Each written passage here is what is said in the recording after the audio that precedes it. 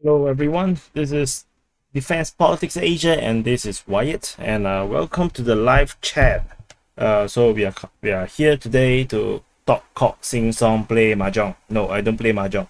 And so just want to say hi to Semilon, Nikolai, Roshko, Chris Dimit, Blotter, Sicho, Aki Malonberg, Maddie, Vaughn, PF Dubish, Inasi, and yeah.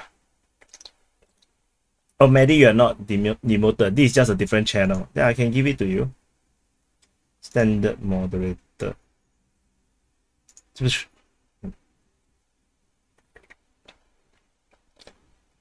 Yeah. So hi Textures Fiber 93, hi Stingy Metal. Hi Charles Olinga. So this is not a beer, this is actually the Thai Red Bull. Yeah, the Thai version of the Red Bull. Not the European version, not the famous Red Bull from Europe or Austria. Is it Austria? Yeah. So I left the chat here so that you can see what I actually see live, because there is definitely a delay, right? So the sponsorship, I wish, man, Red Bull sponsor, then I wouldn't have, I will put everything up for free, no need paywall, no need.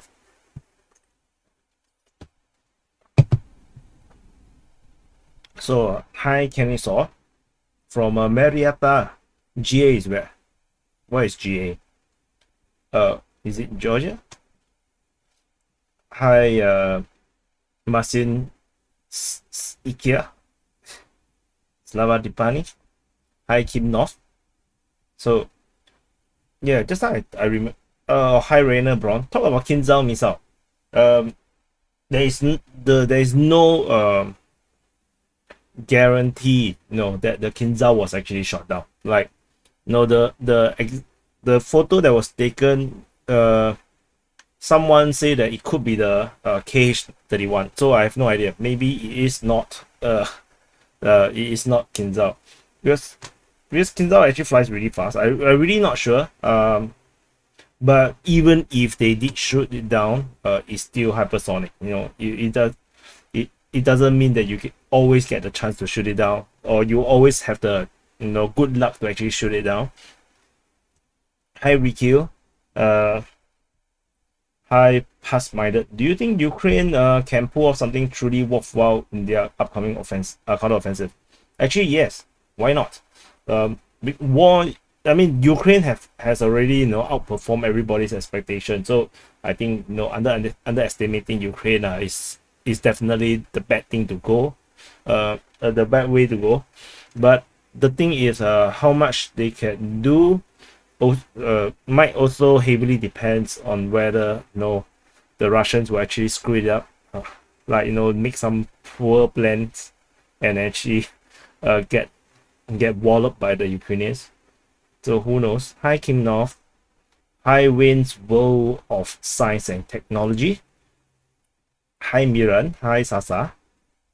Hi Pravin. Yeah. Hi. I forgot to wave. I just say hi. I didn't know wave. Is my face a bit small? Do my face need to be bigger? Yeah, like this big. Yeah, this big. Yeah. So yeah, this cheese is a bit big. Yeah, but it's okay. Hi, etc. So I know of a lot of displeasure about my plans to put SIP, or actually my already executed plan of putting the SITREP. Whoa! Sorry, I did a somersault while I was talking. I was like so excited talking about SITREPs, so I did a somersault. It's actually not the camera fall down. I actually did a somersault. Like, this is not fake news. I really did a somersault. Yes. Yeah. So yeah, so the there's a lot of no, because I put the SITREP behind the paywall. So I tell you what happened. So I wanted to do this live session because I really would need to explain what happened. I think it is a bit it might be very confusing for everyone. You know, sometimes I put it in the post, sometimes I talk about it in one of the SITREP, sometimes I talk about it in another video, you know, and then I talk about it in the open mic. But no, not everybody watches the open mic. No, which what the hell, man? You should be watching the open mic. So wait,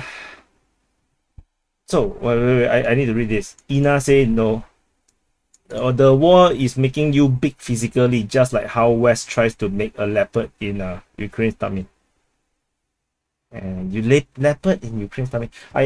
Yeah, but the reality is the Ukraine war actually made me fat. I'm like, because it takes so much time to update the maps and everything. You know, I hardly spend time to do exercise, so I'm getting fatter and fatter because of this stupid war. So you know, yeah. So going back, so I just want to explain what happened. So in so now it's May, right? In April, so what happened is that the DPA channel has been suppressed by YouTube for some time. For those that have been following me for a long time, for like, you know, much earlier, like 1 year ago, you will probably know that, you know, around June, the YouTube actually somewhat strike the DPA channel. So at the time there was only, I think, just one channel, just the main channel. They strike us. They say that there is unusual bot activities and something, you know, which I would say, you know, pretty new to a monetized YouTube channel. And then 4,000 subscribers was removed from the channel, and then after that the YouTube channel was entirely suppressed. So this history is important because you need to know the context of, you know, everything that is happening and why I'm paranoid. Wait, let me adjust the camera.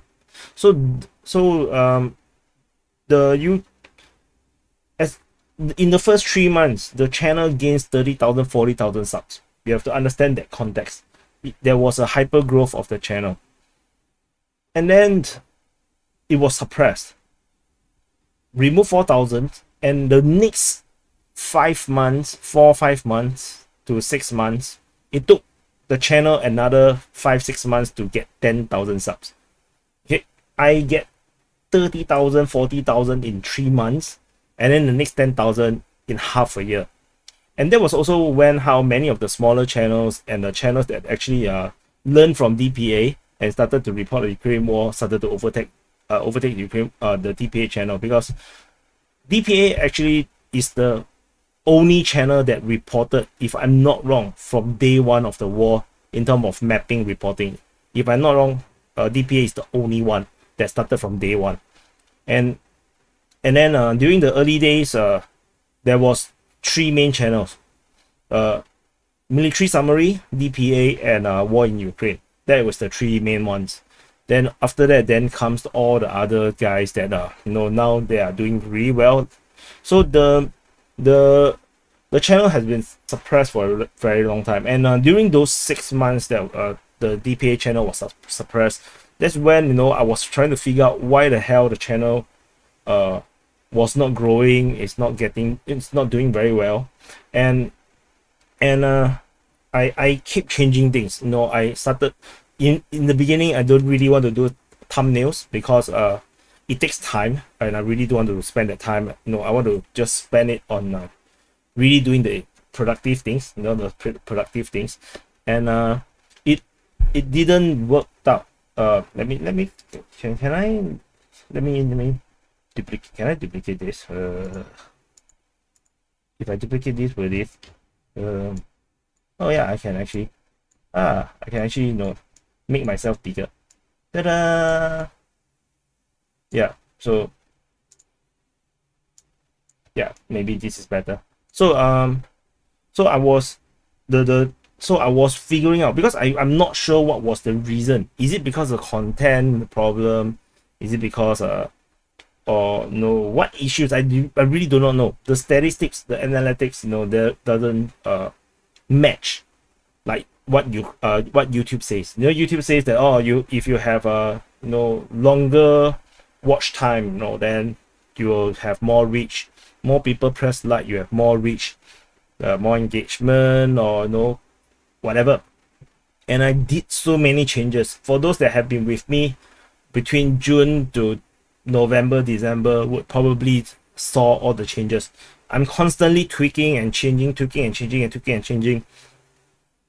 One of the changes was that I actually tried showing my face, and I started to talk just like what you've seen lately with the updates and the SITREPs that I explained with. You can actually see my expression. I can explain. And I did that for a while, and I realized that it doesn't change anything. It doesn't improve in terms of watch time. It doesn't change anything because the channel was suppressed. So I stopped, because showing my face means I need to at least make my hair look like human being. Then I have to go and wear a shirt, because Singapore is a very hot place. Usually I don't wear a shirt at home, because it's just so hot, and I'm too cheapo to repair my aircon. So I have to put in the effort. So all the effort doesn't have a result, and so I thought that might as well just removed it, so I don't show my face after that. So I did so many things, and in the end, the channel only start to get out of the YouTube jail after around when the channel actually get back the 4,000 subs that was removed from the channel. So I was reduced by 4,000 subs, and after we organically very tediously get back 4,000 subs, suddenly there was a sudden change in the algorithm. The YouTube channel start to able to get more subscribers again.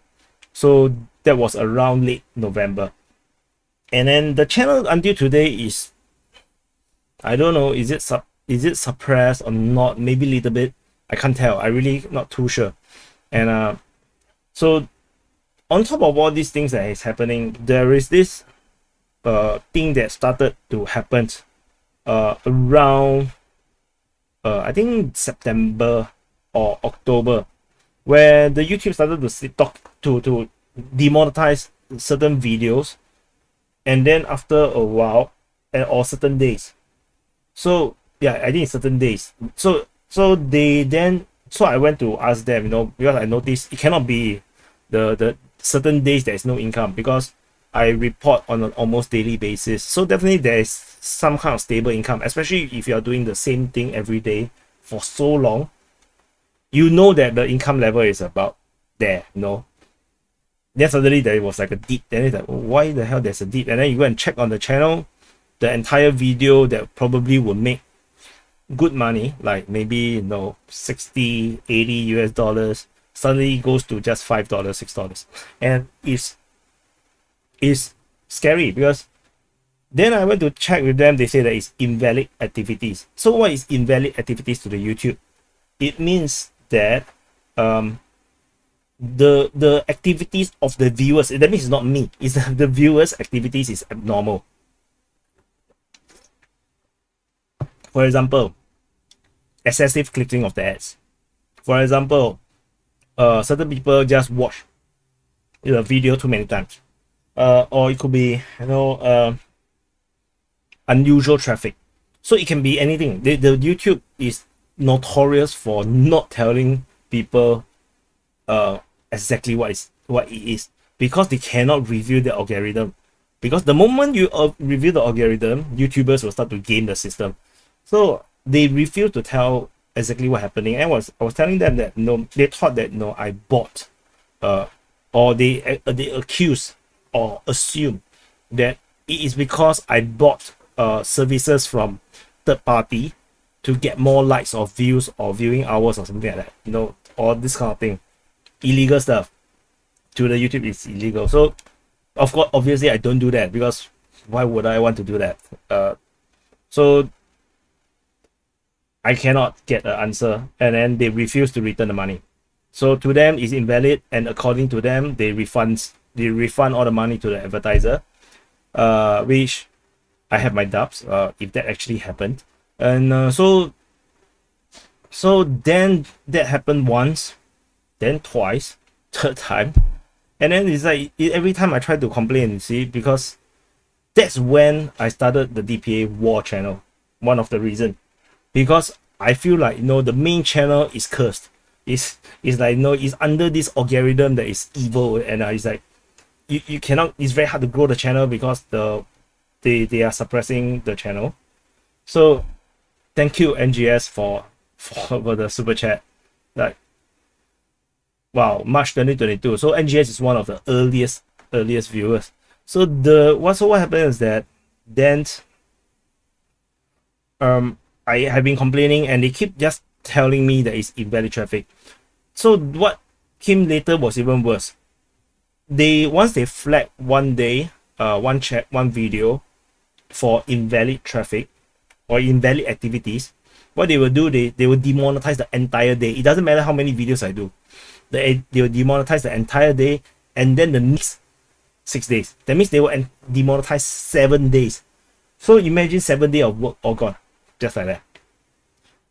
And they will not they will not give me revenue for the first 2 days of all these 7 days. They only give revenue for the third day. But as all you guys would know, nobody will watch the reports, or most of the people will not be watching the report 3 days later or 2 days later. So that's what happened. So every video still have some revenue, but you are talking about cents and maybe $1, $2, $3, and it's like it cannot be sustained, because if that is the case, then the channel is going to struggle horribly. And of course they don't do that the entire month, and they do. Wait. Yeah, that was my wife. So the obviously the channel they did not demonetize the entire month. They like, it happens once a month kind of thing. Like, it's very, like, you know, robotic. I'm not sure. It just feels like, you know, they purposely keep me alive, or keep the YouTube channel alive, or it could be other YouTubers, because I did read that other YouTubers have this problem as well. But they will just kill off you for 1 week. And it got really bad in April. So now we are in April. Both the main channel and the DPA War channel both got hit by this invalid activities thing. And 1/3 of the income is gone. Like, just 1/3 is gone. And that's when, you know, I realized, holy shit, if this is good, because you have to understand, with all these invalid activities, I have been tweaking as well the way what I do, you know, or maybe, you know, in lately the past few months, I've been adjusting how much advertisement that I put in within the mid channels, or, you know, but I always tweaking, because I want to get out of this, you know, problem with YouTube. And then, you know, even with all the changes, I reduced the number of ads I put inside the videos, which means lower income as well. I still getting hit. So last month 1/3 was gone. That's when I realized, oh, this is bad. If this every month I'm going to only get the income that I get in April, it will be not unsustainable. Which is why, you know, I decided I need to think of how to change things. And I have been reporting only on using SITREP. SITREP is actually very dry kind of report. It's literally most of the time mostly how it looks like in a military briefing. So that's why it's called SITREP. And the way how I do it is basically more or less like how military briefings are done. You basically go in, you go from portion geography to geography to geography, telling you exactly what happened across a different geographical location, and then there will be some overlay about general, you know, situation. So that's what I do in the SITREP. And but then SITREP is not for everyone. I don't really inject a lot of my opinions and stuff, you know, in additional insight or analysis, because I don't want to mess up the SITREP, generally speaking. So then I also realized how other channels have been growing. I also realized the trend that short videos tends to have longer reach, bigger reach. all this in combination, I decided that I need to change in terms of the content strategy. So this is why I changed the content strategy. And then I realized that to encourage people to help to fund the DPA's operation, be a supporter on Patreon, and I actually have nothing for the $5 patrons. I have something for the $10 because you need to pay $10 per month to get the access to the map, but I don't have anything for the $5. So I thought that no, I might as well give the SITREP to them, because the SITREP is really long, and if I cannot monetize the SITREP in the way how I used to do, then I might as well put it behind a paywall. So that was the thought process. So I put it behind the paywall.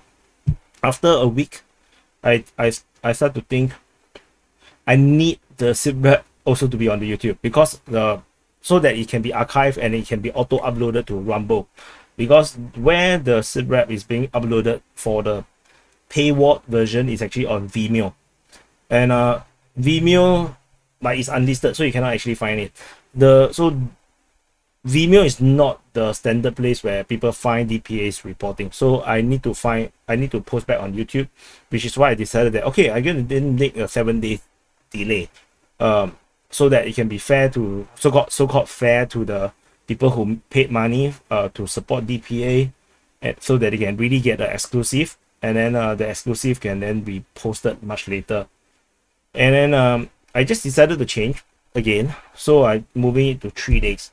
So the next there's 4 SITREPs that is currently in queue. Let me show you. So there is, oh, so this is the, sorry, wrong. This is the main channel. So so there is some scheduled already. There's 4 SITREPs being scheduled already. These are those that are already posted on the within Vimeo, and I have changed the schedules to become 3 days. Currently, I'm thinking of reducing it to just 1 day. That means there's a 1 day delay, so that it doesn't become totally useless to people, but there is actually a good enough delay to know, at least for the paying patrons, they feel that it's worth it. They get the latest information first, but then the SITREP don't become stupid when it's come to YouTube. $10 is a bit much when Kiro-san charges $1 and goes to Shinobi. What the hell is that? What is Kiro-san? Sorry, I don't understand what is Kiro-san. So I just so let me continue my story. So what is the new content strategy? I have been talking about it a little bit on the in open mic, and also in the comments when I reply some of the people. So what I was trying to do is that there is actually no more SITREP. The SITREP is only on the behind the paywall. In the DPA War channel, I will do quick updates. So there will be 3 quick updates, ideally every day, and then I will do analysis of in terms of looking at the Ukrainian operational activities and the Russian operational activities. So ideally there will be 5 videos a day. In fact, there is actually more videos than it was before when I was reporting on the SITREP. And then on top of that, I have to do the SITREP. So I have to do 6 videos. So actually I actually do more work, and actually this does take more time. Like you cannot imagine how much time it takes to simply record and publish. So it's crazy. One video takes half an hour to record and publish. Yeah, I also kind of surprised by it myself. Like I was doing like 6 videos and I realized, whoa, my freaking god, it takes so long. So the Serbian village harasser say clip this or make similar videos and post it on the main channel so more people can see it than just this 100. You're talking about this live stream? Yeah, maybe I didn't record it, so yeah, maybe, yeah, I think about it. So that's the content strategy. NGS super chat. Will we see you at Duran soon? Good for Rich. I'm already in contact with people from Duran. But Duran is currently very busy. They wanted to bring me on, but it's gonna be maybe 2 weeks later. Still not confirmed yet. We still haven't have a date yet, so they're a bit busy to contact and arrange with me. Yeah, but I'm also not that important lah. To be honest, I'm like, maybe I'm not very high priority. So it's okay. So but I will probably be on someday.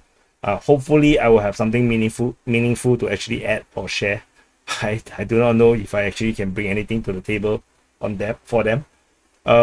So going back, so the content strategy is mainly using quick updates to hyper growth the DPA war channel if possible, and also continue to put content on the main channel, because the main channel was a bit struggling for content.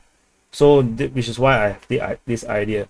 So Similion actually super chatted, beside the paywall, how do you plan to expand the channel viewership sources to enhance income, or do you plan to keep the grind and see if the YouTube takes you out of the shadow realm? The viewership sources, so one of the more lazy thing that is happening is that the videos are all on Rumble as well. It's being ported over to Rumble. So every time I post on YouTube, Rumble will start to extract and put it onto Rumble. And it's actually also on Odyssey, but no, I don't really focus on Odyssey because there's not much money in it. Rumble has changed over the after the turn of the year. On 1st of January, suddenly Rumble become a different monster. They have a new UI, user interface, which makes them look more better on the homepage and it's more viewable. But the UI on the category page is still shitty. It's very hard to find new content when everything is in rows. It needs to be in grid. So I did feedback, but they haven't changed it yet. But the revenue is interesting. So they actually, the ad revenues, now the videos can actually make revenues, which is pretty close in terms of the revenue per 1,000 views. But the Rumble is really small for DPA at this moment. DPA is very small on Rumble. So, but DPA is verified on Rumble. I already have managed to get contact with representative from Rumble and locals. Thanks to Tommy podcast, he managed to help me to put us into contact with them. So DPA is actually verified on Rumble. So, but the revenue there is actually very small. So it's nearly not important. And George Hawker say, what's my favorite chili sauce? I don't eat chili sauce. I mean, I eat things that are spicy naturally. I don't really eat food with chili sauce. So anyway,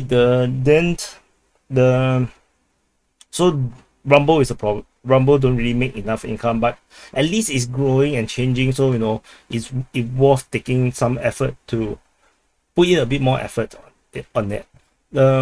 Otherwise, that in terms of Patreon, and I mean paywall, there is Patreon, there is Coffee, and there is locals. All three actually have income and subscribers at paying subscribers. So every time when you watch the SITREP and or the updates, you actually will see this thing on the side, this thing on the side, these names. These are all paying patrons. So I always try to update them before I start the day's video recording. And so there are people who help, and really thanks to, because I put the map behind the paywall, the supporters that come to pay to get access to the map, there is some kind of cushion for DPA. Like really, there's over 100 paying subscribers that is helping to support DPA. However, even with that revenue, is still a fraction of what is needed to keep this operation going, because Singapore is a very expensive place. and there is also a family to feed. There is also plans, family plans, like I'm buying a new apartment, and so the new apartment I have offered the price. This also, so this is a bit personal, and it was just accepted. The price accepted. The contract is not signed yet, so, and it's a lot of money, like it's $750,000 for a apartment, a 4-room apartment. So it's going to be paid across 25 years. So, and then with grants from the government, and but it's still a lot of money. So so the money thing is significant because I'm not a teenager, I'm not a young adult, I'm not like early 20s. No, revenue is, the money thing is no choice, something that I have to care about. So, but in the longer run, DPA is definitely going to have more stuff. I want to hire people to help me with research work, to help me with even mapping work. For example, the headlines. So the let me show you.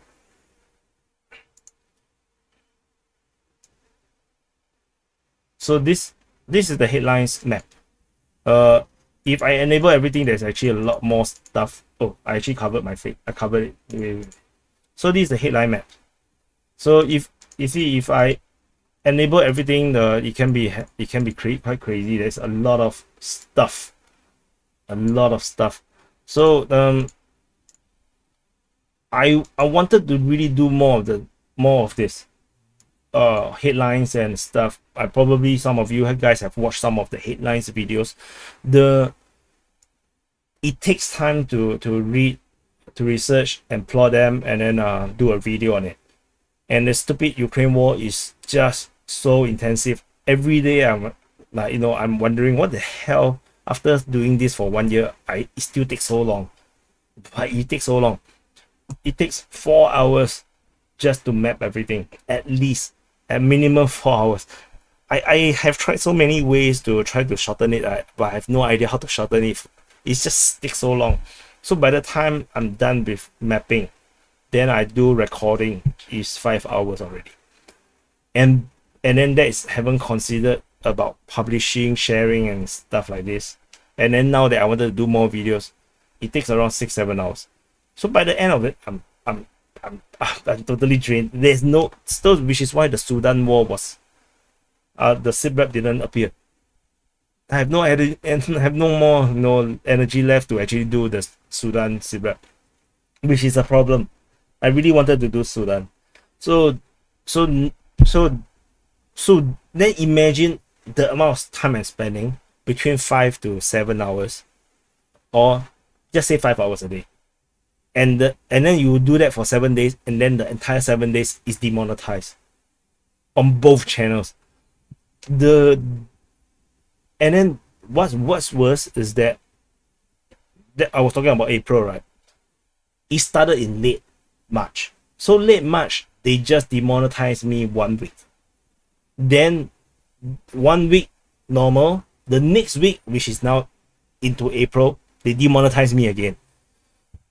That's when I got triggered. You see, it's like, what the hell? Yeah, if they are going to do this, every other week, DPA cannot be sustained. It just cannot be sustained because the amount of work done is just so long. It's not the kind of, the videos here is not like, maybe Alex Cristoforo, he take the webcam, he take the camera, just walk around, they just verbally talk about the things that he read, and then his opinion about it. Like, it's just about reading and then just talking. The mapping literally takes time. That's the problem. Every information takes time. I need to read, try to understand, does it make sense? Is it really something that I should put on the map? Then I put on the map, I do copy and paste. Then I need, sometimes some of the places I need to find, I don't even know what location that they are talking about. I need to find. So these are no joke. It's the amount of work that goes into the mapping. This mapping is tremendous. Every single thing is have to copy and paste and be written. If anyone have you tried to do this, you try to do it 1 day, you will know what I mean.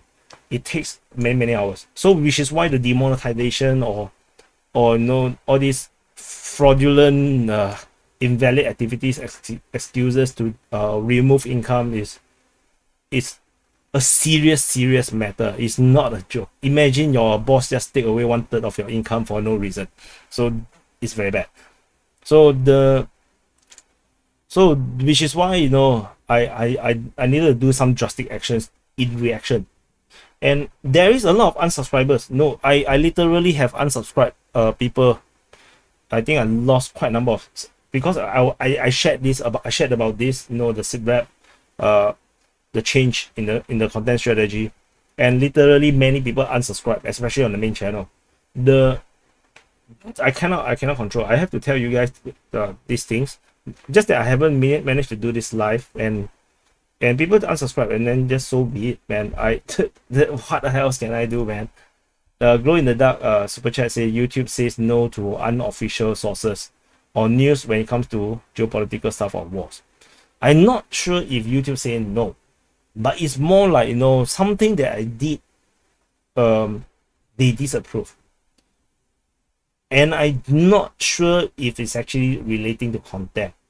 It could be the way how I use the monetization thing. So for example, how it works. For example, this monetization button. I want to share it with you guys. So there is a manage mid row. Okay, let me move myself. So there's manage mid row. When you put this, so in case you guys have never seen this before, you can actually place automatically. So this is how the YouTube will put the ads. Oh my god, why am I always blocking something? So yeah, so you see, this is where they automatically put. This is still on the good side because they got one early in the video, but usually there's only one in the bottom of at the end of the video, which most people will never watch most people don't watch to the end. So which is why you need to move. But in the earlier days, I did not know, because they never say that they never say any restriction in terms of how you put the ads in the middle. For example, they wrote if you choose to manually place your ads, avoid placing breaks on disruptive points. Know that ad breaks do not always guarantee ads to appear. So they never say that there's a limit how many ads you can put based on how long is the video. They never say anything. So I was like I put a lot. So, and then it could be because I put a lot. Then they start to punish me for whatever reason. Maybe that's why there's a suppression and everything. So 2 months ago or 3 months ago, around January, February, because I got hit by another wave of these invalid activities. So I reduced the number of ads tremendously, like a lot. This actually can be seen on the income. It dropped. Then I got hit, still got hit again. So now I just put place automatically, and then when I do lately, the past week, I try to pull up a bit. Like for example, this one is useless. I put it into the middle, something like this. This is all I do. I will not add additional ads that they do not automatically place. So this is the final straw. There's nothing else I could do. If this doesn't fix it, nothing fix it. So the biggest turn off is when you ask us to unsubscribe for other channels. Come on, man. I was joking. You guys, yeah. And I'm saying that as a joke. But if I talk about news sources, yes, don't follow some news that keep giving you fake news. That is for real. But other channels, come on, man. I don't even watch other channels. I don't really know which channels you watch. I'm just telling you, you have to know your sources. If your source always give you fake information, why are you still following that person? I have no idea which YouTube channels you guys watch, and I don't watch YouTube. I don't watch Ukraine War YouTube channels at all. Like, other than History Legends, once in a while I watch. I don't watch every video as well. I don't watch Ukraine War at all, because if I already told you I spend 5 hours a day reading all the sources, there is no reasons I will need to watch any YouTube channels, because they are reading the same sources. And if they read the same sources and tell you something else, then there's something wrong with them. And of course, if it's just opinion and analysis, oh, that's perfectly fine. But if it give you the wrong facts, then that is a problem. Oh, Mason Maya, thank you so much for the super chat. Hi, Stefan. So I just want to share, you know, this how the ad breaks works.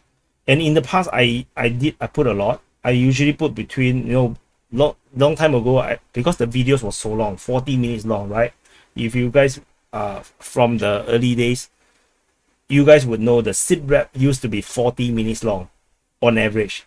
So I have timestamps, and then I usually put the ads between the timestamps on the timestamps. So if you do jump onto the different section of the front line, you actually get an ad. And then I think by doing that, that is what caused the suppression by YouTube. I have no freaking idea why that's the case, but I got suppressed. The YouTube channel is so badly suppressed that. So then I decided that no, since the ads do not always appear, so I might as well just put one ad every 2 minutes. So that's what I did for the second, the last 4 months of last year. And then I start to realize that now this invalid activities is unusual. And then I was talking to History Legend. We were chatting about this problem, and then we suspected that it could be because of the mid-row ads, which is this. So which is why, you know, I changed the system. I reduced the number of ads. But I didn't want to just go automatically because the income difference is huge. So I still place ads. I put 3 ads, 4 ads in the video. And then now it looks like, you know, I will only put ads as long as the place automatically gave me. So that's what I do now. And so now if you guys watch, you probably realize there's actually very, very few ads. And that's intended because it is way more painful for the channel. The revenue loss is way more than what I would have earned. So it's just not worth it. But by doing that also means that the channel actually have lesser revenue, even if I have more views. So the channel will have to grow, and which is also why the content strategy involve quick updates to try to grow the channel faster. About sponsors, to get sponsors, I need to consistently get more than 100,000 views every video on average. Have to be above 100,000 before sponsors will actually come and knock the door. So yeah, and then DPA, after so long, you know, a lot of you guys are so hardcore supporters. The channel never reached that kind of level of viewership.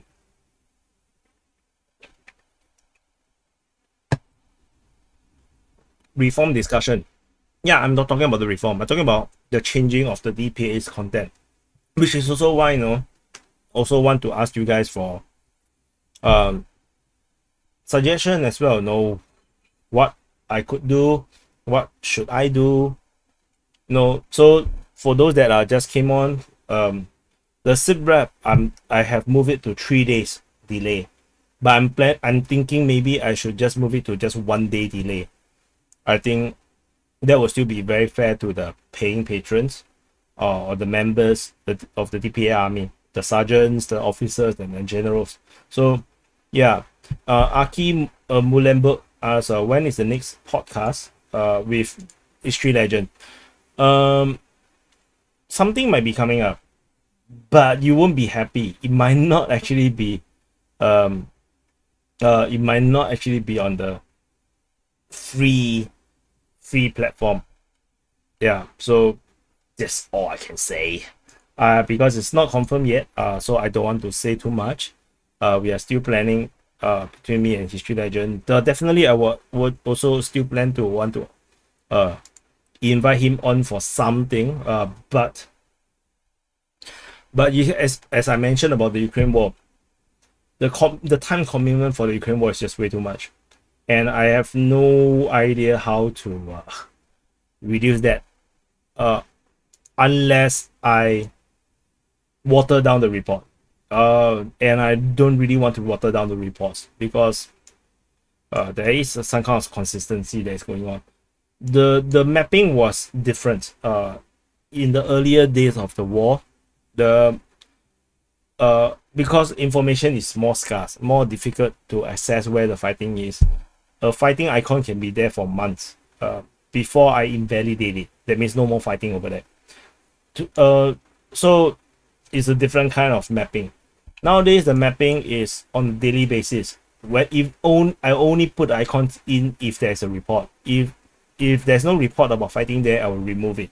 So the mapping is different. So this mapping is actually way more intensive than the mapping that I do in the first part of the war, the first half of the war.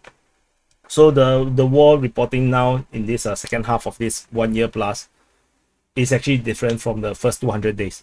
So for those that have been following me probably will know that the mapping actually have changed. The way how I map actually changed a little bit. Yeah. What Ina say, I suggest you try push the channel using your own money for YouTube recommendation. Push the I don't understand your English. Have you considered launching DPA merchandise? I actually have a lot of merchandise ideas, a lot, but the problem is distribution. You guys are all around the world. How do I go to distribute and ship all this thing at a price that it makes sense? Shipping is a problem. So I haven't, because Singapore is not China. China ship out into the rest of the world is very cheap. Singapore ship out to other places is very expensive. So I haven't have an idea about much. So what else? Bozo, in my opinion, the main thing is that should not be paywall is the SITREP. That's what attracts new viewers. So the reason why I paywall was because SITREP is a long video. I need short videos to boost the channel, which is why I decided to put the SITREP into the paywall, so that the short videos have a chance to push the channel. But I'm not 100% sure if that's the case. So no, and then it's kind of very challenging also. That's why I know we have this discussion now, because to ask you guys for your opinion and to see how we can work on this together, because this DPA as a project is not just me. It's not about me per se. Although I do benefit from this income, but it's actually a community thing. Like we work together, then I build the open mind. The Discord is tremendously well done because of the work of Mosty Ivy. He's the head mod, and he done a good job. It's about building the community within the DPA army, the community, and the reporting is just a means to an end, I guess, to help to bring people together. And there are long-term plans for DPA, but at this moment it's just a bit hard. I still haven't figured out. I want to hire people so that I can do more, but no revenue not being stable means I don't dare to hire, and Singapore is very expensive if I were to hire Singaporean. So yeah, small audience equals small market for merch. Yeah, that's also true. The audience size, even at 60,000 subs, is considered a very small channel in the scale of what YouTube is. So which is why I don't want to jump into merch, because I think it will be a distraction. I think we need to get into a much more bigger community before we can talk about merch. Maybe 1 million subs, then maybe that would makes more sense for merchandising. But I'm thinking about it. I'm really not too sure. So until something comes up in a way that it makes sense, something that workable, maybe merch, but small ones, very small, easy to ship, can just put in the envelope and send out. Then that kind of thing, maybe. Hi Rakesh, move to Myanmar. No, I don't want to die. Bozo. Ina said, I was saying like pay YouTube to push recommending your channel. You usually, so YouTube actually came out with this new thingy that you can promote your YouTube with advertising. I think it's easier to just ask you guys to share. Because there is no guarantee of results, and it's just gonna it doesn't work that well. I just feel that it doesn't work that well. So I did try before, a little bit. It's not worth it. The cost, the ROI is just not there. I think just not yet. At least not yet. Yeah, I did try a little bit after watching the spiffy breed, spiffy's breed. Is it spiffy breed? Spiffy breed. Yeah, the spiffing breed. Sorry, the spiffing breed's YouTube YouTube video about using advertising to game the system. Yeah, it doesn't work. It doesn't work. Merge pimps. Hire somebody outside of Singapore. Yeah, actually that's the plan. Actually, I haven't. Singaporeans is just way too expensive. Even if you hire a teenager, it's still way too expensive. I can hire a full-timer maybe in Pakistan, India, Ukraine, Russia. So that is the plan. But I also need to think, what should I ask them to do and what they could do, and then how does it translate in a way to within the workflow that I can use it to produce more content, because ultimately a video content is still the focus. It's not that I don't want to do website content or Instagram or whatever or Twitter. It's just that there's no money in those things. And if I invest money into something that doesn't generate revenue, then it's loss making. So YouTube is still the focus. Yeah, but I'm thinking about a lot of things. It's just that within my mind, it just haven't connect how it works. Sari Sniper say that you have a small note: when you analyze what is going on in Ukraine in a battle, show things that what is going on. It is do not analyze. So Sari, if you want the non-analysis one, go to DPA War channel. That is where the reporting is. If you watch in today's reporting, in nowadays how I do the content is that the reporting that is on the DPA main channel includes analysis and my opinions. DPA War channel is the war reporting. It will be reporting as per the source. So, and I will add a little bit of analysis just for the people who may not understand the implications. Why is it important? Why am I highlighting about it? But on the main channel, I will be adding more analysis and opinions of what is actually happening, from my point of view. So yeah, if you're not subscribed to the DPA War channel, you should. Sari Sniper. And everyone needs job now. No, you'll be surprised by what thing. Sorry, I missed it. Hire Gonzalo Lira, he can work from prison. Gonzalo Lira, I actually do speak to him a little bit on Twitter, on private chat as well. He also tried to join the open mic once, and yeah, he never got on. Because he refused to on his camera, and then the queue was full as well. The room was full. There was 10 people in the room, and then he was the number 11, and then at the same time, but he don't want to on his camera. So I don't like to give people special privileges just because they are famous.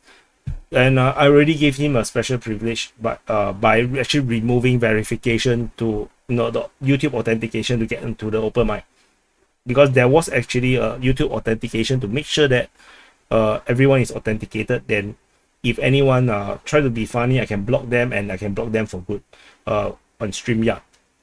Yeah, but he never got on. So but I think he did watch at least one full show, so that is actually still pretty good. YouTube lost brain cells. Don't hire anyone except volunteers. So okay, so this is something that, you know, a lot of people actually offered to volunteer to do work for me for free.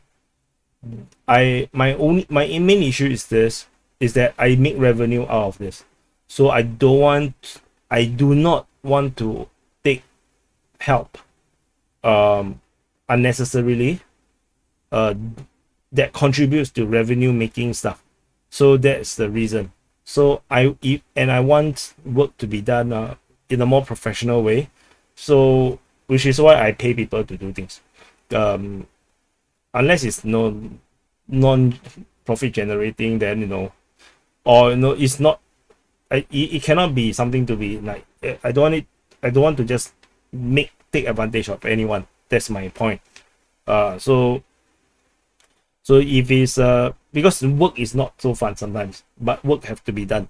So if I hire someone to do research work, is paid, then it has to be done, regardless how they feeling. So that is the kind of thing. It's a bit different. It cannot be just because volunteer work means it's free, there's no money, so they do it during their free time, and then that means they do it when they want to do it. Then when they don't feel like doing it, they won't do it. Then that will screw up everything. And if there's no revenue in it, then they will not be able to spend much time on it. Then the quality of the things that is being done also will not be good. So this is pretty important to me, because I don't like to do free work unnecessarily for other people, because time is very precious. So I want people to make important things, you know, to spend their time well. Robert Hollingsworth say, you certainly love the sound of your own voice. You talking to me? No, I don't really like my sound. You guys seems that video of the POW getting stabbed in the eye with a big knife. I didn't see that video. You should do it like Naked News where you undress. If I do that, no, a lot of people will unsubscribe. I don't have a good figure. I'm not like, you know, History Legend. History Legend go to gym every day. I don't.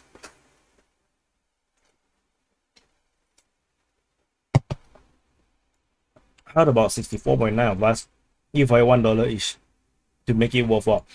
Local nets. So if you guys have noticed as well, I usually never sell Patreon subscriber membership.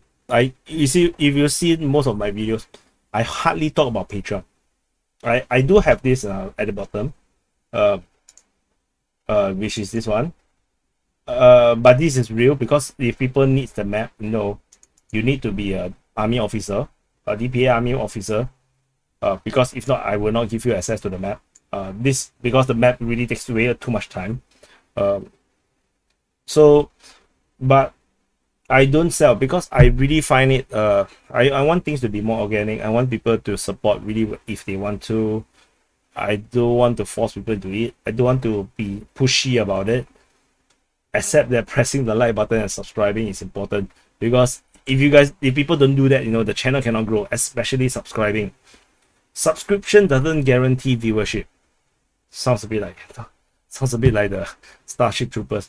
Subscribing doesn't guarantee viewership, but no subscribing, that means the subscriber base is low, definitely 100% affects the viewership. So the how the algorithm works, from how I observe, is that the subscriber base is where it sets the foundation for the channel.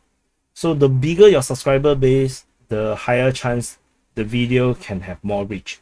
So it's an exponential thing. So a channel with 1 million subs can easily hit a 100,000 view video. A person with only 1,000 subs, nearly impossible to hit a 100,000 view video. So the subscriber base makes a big difference. Live on topic. Have the recent changes to your content strategy over the past last week made any impact to your channel performance? A bit uncertain. Of course, it still may be a bit uncertain. But what do you think so far? Um, I didn't manage to do every day because of work, because I was busy or something else or open mic. So no, I haven't managed to like do like 6 videos a day every day kind of thing. I did like 6 video and then I one day didn't do video, then I do 6 videos, one day didn't do video. So the I feel like very vexed. I actually feel very vexed because no, I really don't want to delay content. I didn't like I don't like if I have a news update on maybe 3 different front lines. I really wish to push it out as soon as possible. But the YouTube algorithm, how it works is that they will cannibalize each other. So if I put all 3 videos out at the same time, they will all suffer viewership reach problem. They all have lower reach. So I have to publish one at a time. And that is painful for me because I'm holding back information from you. And I find it very hard to get over this. Like today's quick update, I just dump it out as soon as I'm done, because I just don't feel like holding it back. But I'm not sure how bad it will affect the viewership and the reach. I'm still experimenting and I'm not sure how does it work entirely, because sometimes it seems like it's okay, sometimes it seems like it's not okay. So but I like the new series of videos on in terms of reporting on the Russian activities, and then another video reporting purely on the Ukrainian activities. I think I really like that. Is this one? Yeah, you see the Ukraine offensive, Russian offensive, Ukraine offensive, Russian offensive, Ukraine, Russia.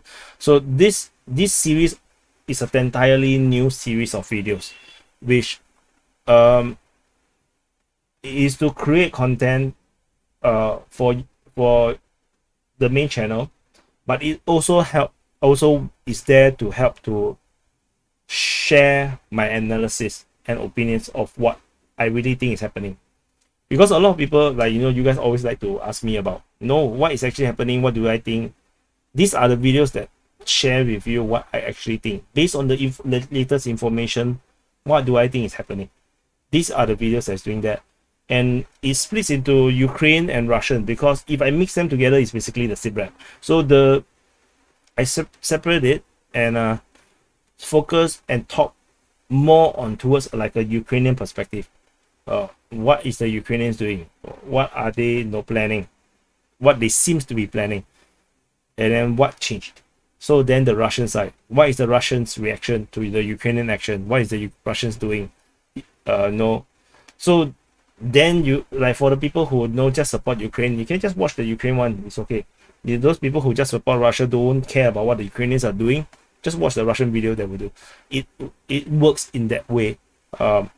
And it's more analysis. It's much more closer to what most of the other YouTube channels on the Ukraine war, reporting on the Ukraine war, is doing. Most of them is sharing a lot of opinions, as far as I understand. I don't watch, but my understanding is that they put in a lot more opinions. DPA's reporting, at least based on the SITREP, had all the quick updates had always been very factual, like journalistically factual, just reporting on the source and the information. And which is kind of funny, because sometimes I see people on Twitter or something, they comment that I don't really have analysis. I don't do analysis, or I don't understand. I don't have good analysis or something, because they don't really see me reporting on that. So I also want to change that. So which is why there is a separate. So DPA War channel reports on the war. The main channel, I actually shares more of the opinions about what's happening. So just something like this. Yeah. So upload videos not 1 week later, but 2 days later. Make the video a lot more cinematic by getting a video editor. No money and no time. I can do video editing. Like, I actually do video editing professionally. I have no time to do video editing. Like, for example, History Legends video takes 3 days to do, at least. I cannot do one video every 3 days. It's not possible. It's just not doable. collaborate with military summary. He did contact me to do planning to do some collab. Then after that, I think he changed his mind. So yeah, but the collaboration was nothing to do with Ukraine war. It's entirely non-Ukraine war stuff. He was planning to do. Then somehow I think he changed his mind or something. I don't know. So the conversation went nowhere. But yeah, I did spoke with him. In fact, we spoke on the phone, on Telegram, for quite extended period of time, like maybe almost an hour or half an hour. So it's a surprise that the whole thing didn't come out to something, which is kind of funny. We can't see what you're showing. You're covering up. Oops.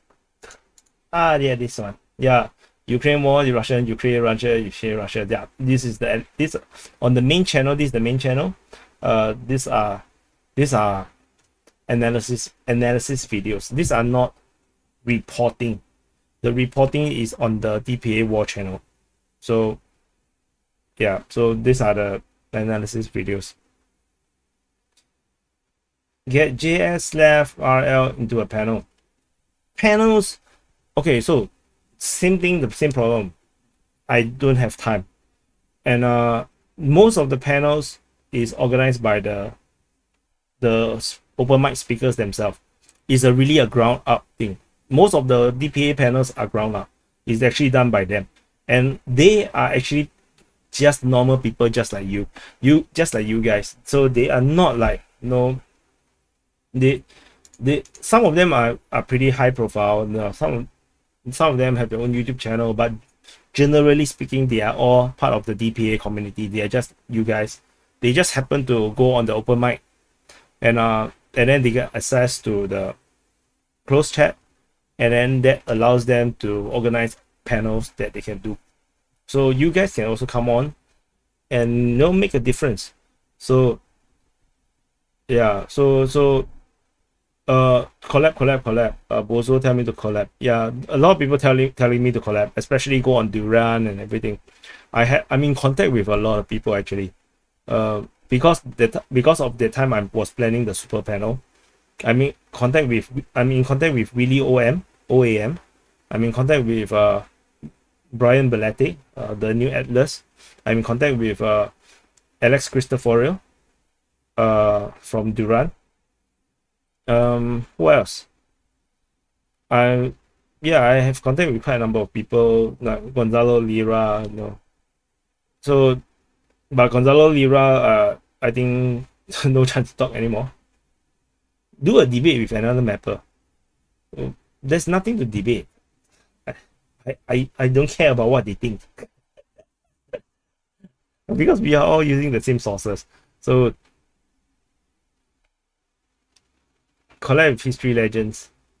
Yeah, you love the live stream that reacted to the ads. Yeah, maybe we should really do another one. There's some very cool apps, cool military ads that came out, especially the Russians.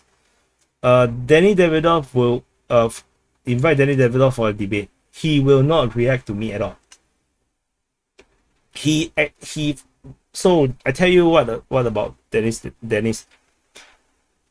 Once upon a time, he used DPA's mapping for one, like he showed all the different mapping, this mapper, that mapper, this mapper, that mapper, like, and then one of the maps is actually DPA's map.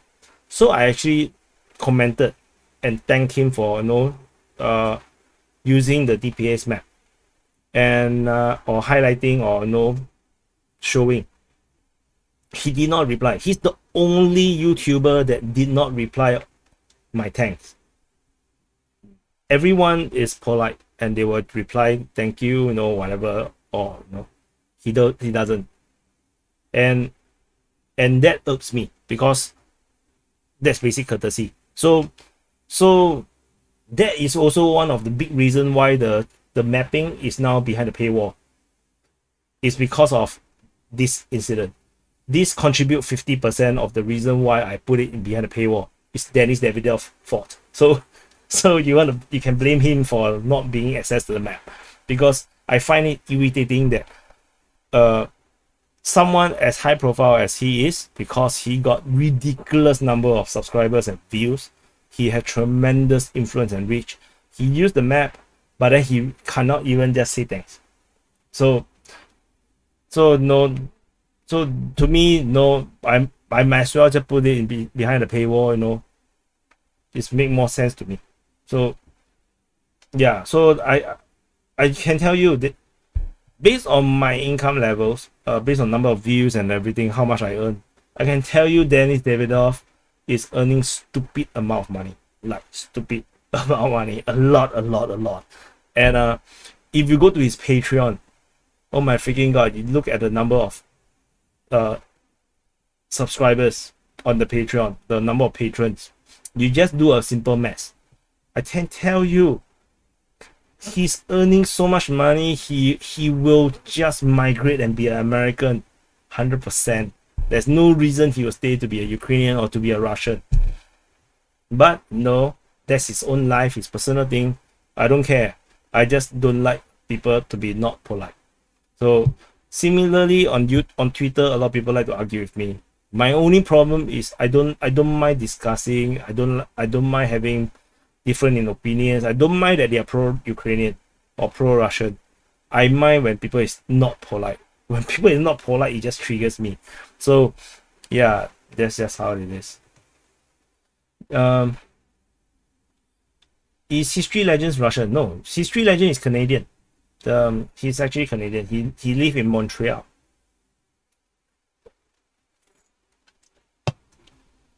And he can speak French. Yeah, he speaks French and English. So open mic, they are telling me about, no, because they are talking a lot.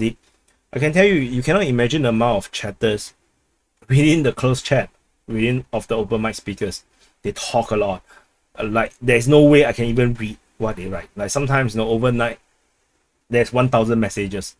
This is just not readable. So and then they have voice chat all the time. So they are now proposing, you know, creating open mic sessions, not closed mic sessions, or panels that is entirely, you know, managed, organized, and by them, without me being in it. And I probably either I help out in recording, and then I just go and do my things or something. There is some things that they are being discussed. Copying things is proposing certain things about this. I haven't replied him just yet. I'm thinking how to manage this, and I still have hundreds and hundreds of open mic clips I haven't uploaded. So yeah,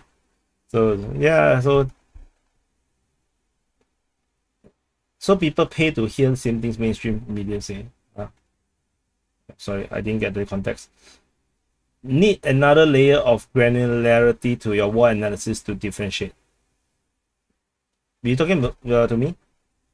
Exclusive source closest to the ground. Okay, about exclusive sources. Some of you guys might know Nabrizny.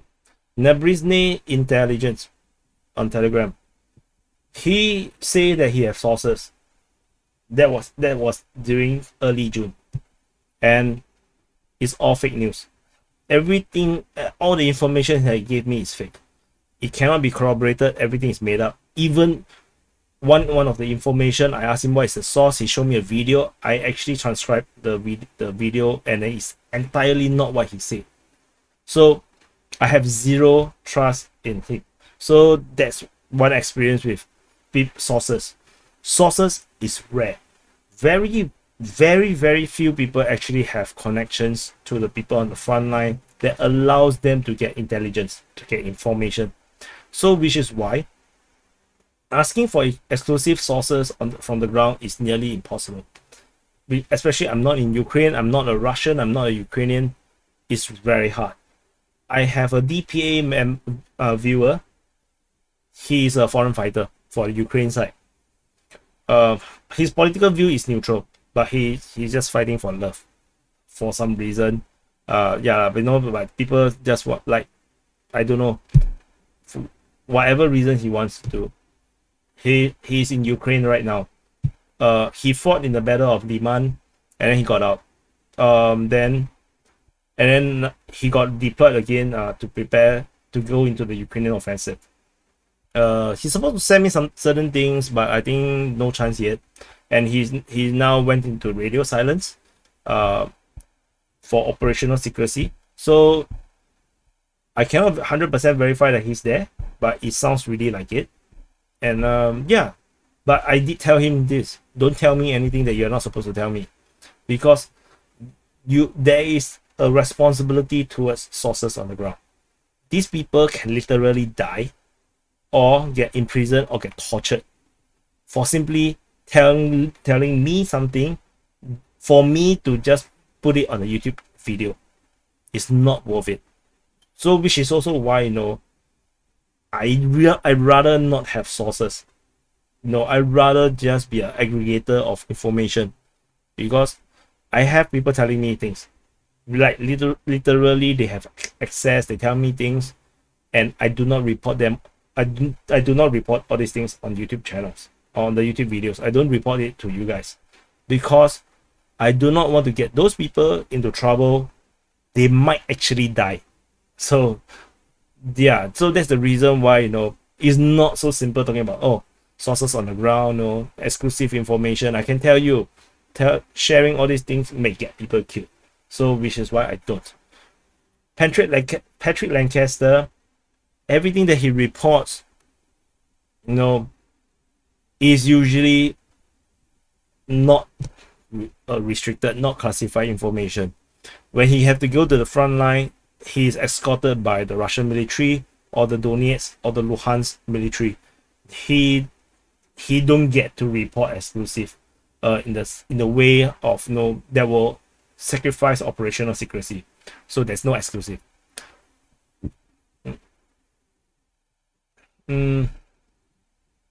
What else? What do you think about the guy Combat Vet Reacts? Actually, I don't watch. I know of this channel, but I don't watch. Like I said, I don't watch anything to do with Ukraine war. The one reason, the first big reason, is because I'm already spending way too much time on Ukraine war. I'm just fucking bored of it. I just cannot stand it. Like, it's so boring already. So because it's like work now. To me, this is a commitment that I give to you guys. So I follow through with the commitment, even if I'm tired, I'm bored. I sacrifice family time to do it. Like, literally, my family have to wait for me to post the video, to share the video, to comment the no, congratulations, comrade, you have been awarded or conferred the title of the hero viewer of DPA YouTube channel. My family literally have to wait for me to do that before I go out. So no, which is why, you know, people arguing with me about, you know, oh no, I'm being evil about, you know, putting things behind paywall. Have no idea the kind of sacrifice I do. I literally have no time to play with my daughter because of the Ukraine war. So for me to go and watch Ukraine war YouTube videos is impossible. I'm not interested at all, because any YouTubers doing reporting on the Ukraine war is talking about their opinion largely. Because if they were to talk about facts, no, information, news, I already watching it every day. The only one that I do watch is History Legend, not just because he's my buddy, but it's because he actually give real insights. His insights are really things that, no, I cannot find. I wouldn't be able to find unless I spend that kind of time to research, which I don't, because I don't have time to do it. But he does. His video takes days to do, so he does in-depth research, and he put things together and try to come out with real analysis. So all the other YouTubers that covers on a daily basis, usually, you know, I don't watch, because it's just not worth my time. I'd rather be spending time with my wife, you know, with my daughter. Yeah. So what else? What do you think about Copian channels using clickbaits in their thumbnails? Not just clickbaits, you know, sometimes it's just title, you know. I also have to do it a little bit from time to time, because nobody want to click if I don't do it. There are some channels is like, oh my freaking god, uh how do I put it? I mean, you can just search, you just look at the headlines, very clickbaitish. For some channels, I do consider about a bit, like, you know, some of these headlines you can see that it is a little bit clickbaitish, because if not, people will not watch it. It's not everyone is like you guys, you know, oh, DPA must watch. No, not everyone is like that. So yeah, Bozo say don't quit your day job. Yeah, I don't actually. In fact, I don't have a job. I actually run business. I run businesses, and I mainly, after DPA take off, I have already closed one smaller business, and DPA is actually half of my commitment. My other half is actually a graphic design branding company, which is also my own company. So which is why I'm always in front of the computer. So that's my main income. DPA is actually not my main income, it's actually my secondary income. So I'm hoping one day DPA can become the main income, and earn enough money to make me not need to do my other business, but it's not yet. It's not the time yet. Are you going to plan to cover the current geopolitics around the world? No, it's going to be on the main channel. On this main channel, the geopolitics. If you scroll down, you can see Ukraine war headlines. And if actually, you know, I really did want to do more geopolitics. I just have no time. So you can see geopolitics. You can see that there is Sudan. There is talking about Syria. Talking about this one is the Morocco, Syria, Israel, Lebanon, G7. You talk about China, Taiwan, Lithuania, Russia. So there is indeed geopolitics. It's just, in fact, my passion is in geopolitics. I just have no freaking idea how to get there, to spend the kind of time to do it. This war is glorified trench warfare. Maybe. Metlo, not gonna lie, DPA is the best source of Ukraine war information out there. Next paycheck, I'm gonna get the Patreon, because the man really does sacrifice a lot for DPA. Thank you so much. I mean, as much as I really need people to support, don't overextend yourself. Like, if you feel that you really cannot afford the money, don't spend. It's okay. You know, I still post all these videos, you know, all the time. It's all free on YouTube, on the DPA War channel and the main channel, and there's also the open mic.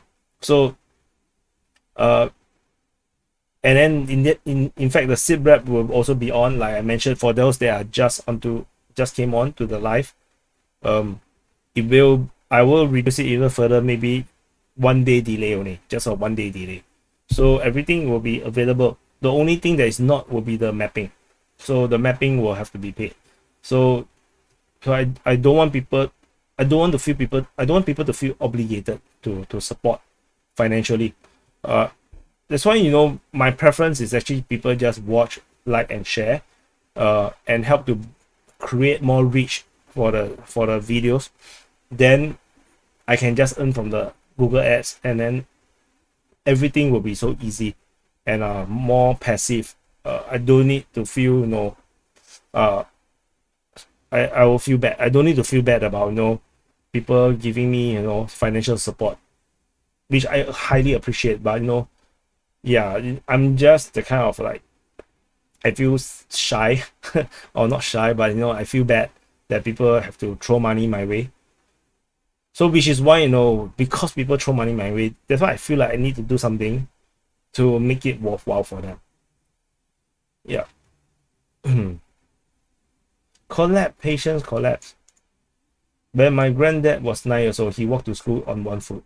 The other foot, they were starting a business. OnlyFans is tertiary income. Nobody want to watch me do OnlyFans, man. You should do a DPA OnlyFans group where all the participants are new. You might as well, you know, just say that, no, I become a VTuber and then put my then my image will be a very pretty girl. I do the voice manipulation, make it sound like a pretty girl, and the pretty girl will be reporting the SITREP. I think that will get so much views. the DPA Simps channel. I remember you making a game about Ukraine war, and I didn't delete all the posts. The post is still within the community tab. It's just very far away, and I stopped the thing because, remember, for if you are earlier listening to the history of DPA's suppression by YouTube, the game is also part of the things that I was doing to try to do different things to see how to get the channel going, because the channel was suppressed so badly. The channel it just doesn't grow. It doesn't get the views, it doesn't get the subscribers. Everything was stagnant. So the YouTube war game was part of the initiative to try to see if I can get more engagement on the community tab. Am I able to grow it, to grow the channel, to get out of that dump that the channel was in, and obviously it doesn't work because the DPA channel was at the time thrown into the gutters. There's no way to get out of it until I regain that 4,000 subs organically. Yeah, so no. Yeah, I have to say because what is this? I like the feature present improvement. Yeah, that's just whatever. Just make them feel good. I really don't want to be honest with them. I have high standards. You get what you pay for. Sorry, what's the context again? What's the context about what you say? After listening to this stream, I feel sorry about my comment about unsubscribing to do. Yeah, it's okay. The thing is, this is why I need to do this live, and hopefully more people will watch, because it's very hard to explain, because the things that because you guys are viewers, sometimes it's not so clear, because we are watching many channels, right? So, but the real situation is that the way how I do the reporting is very different from any other YouTubers. The mapping itself is tremendous amount of work, and it's very hard to explain. You can see that no other people is doing that. There's a good reason, because it takes way too much fucking time to just map all the sources into a map, which is why nobody does it. If it's not difficult, it's just fucking time consuming. If it's easy, everybody would have done it, just like my YouTube videos. Using the Google map, just point around, talk about what is happening in the world. That's easy, right? That's an easy thing. But when you try to put in all the sources, you go crazy, man. It's just a different thing altogether. Constantine, thank you for the super chat, which is no chat. I'm not sure. Yeah, there's no thing, but thank you so much. Oh, there's another one. DPA for president of Ukraine, Dragozin vice president. I wouldn't want, man. I will probably get assassinated. Ukraine is a cursed place, man. It's a cursed place. I don't dare, man. Hello, DPA. Sorry. I never understood the war game, just being honest. I have a normal IQ, so there was something about the information that was spot on. So the war game was simply something fun. It's an experiment as well. And it's also to drive engagement, to help DPA channel to grow. Because DPA channel was being suppressed by YouTube. But after a while, I realized it doesn't work, so I stopped it. Yeah, just like many other things that it didn't work. Team Blue said, hello DPA, what do you think about the remarks of the Czech president that the West most prepared itself in case Ukraine fails? Yeah, the whole point is there's nothing to prepare. Russia is not going to invade into Western Europe. Russia has so much trouble within Russia. You know how big is Russia? They don't need any more land. They don't need any more resources. They don't even want all these Europeans. They just want Russians. So That's why the entire Russian imperialism concept, narrative is nonsensical. Just like Finland being paranoid, trying to make itself important, like as if like exactly what North Koreans do by shooting missiles and rockets in their live firing, just trying to get attention to themselves. Russia don't give a damn about Finland. They don't give a damn about Poland. They probably don't even give a damn about Western Ukraine. They just don't want Western Ukraine to become a threat. That's all. So no, all this prepare if Ukraine fails and whatnot. Yeah, I mean they just need to prepare for the fact that Ukraine fail means they cannot get back their money, and then they'll be so demilitarized. They will just feel very insecure. Russia is not going to invade, but if they continue to poke at Russia, I do not know what the Russians will do. But unlikely they will go into war. Russia is actually very, very restrained, as far as I can tell. Turkey shot down a Russian plane over during the Syrian war, and Russia did nothing much. So that is the level of restraint. What else? Furthermore, he added that he will take heavy casualties. Take on your statement. Ukraine is already taking heavy casualties. So, challenge for DPA: the front line isn't moving quickly enough. Russia, since October, is fighting attritional war, building entrenchment. General viewers may be less engaged, therefore due to apparently slow down. I mean, that is true, but you have to look at it on a relative term. What about the other channels? The other channels that is reporting on Ukraine war?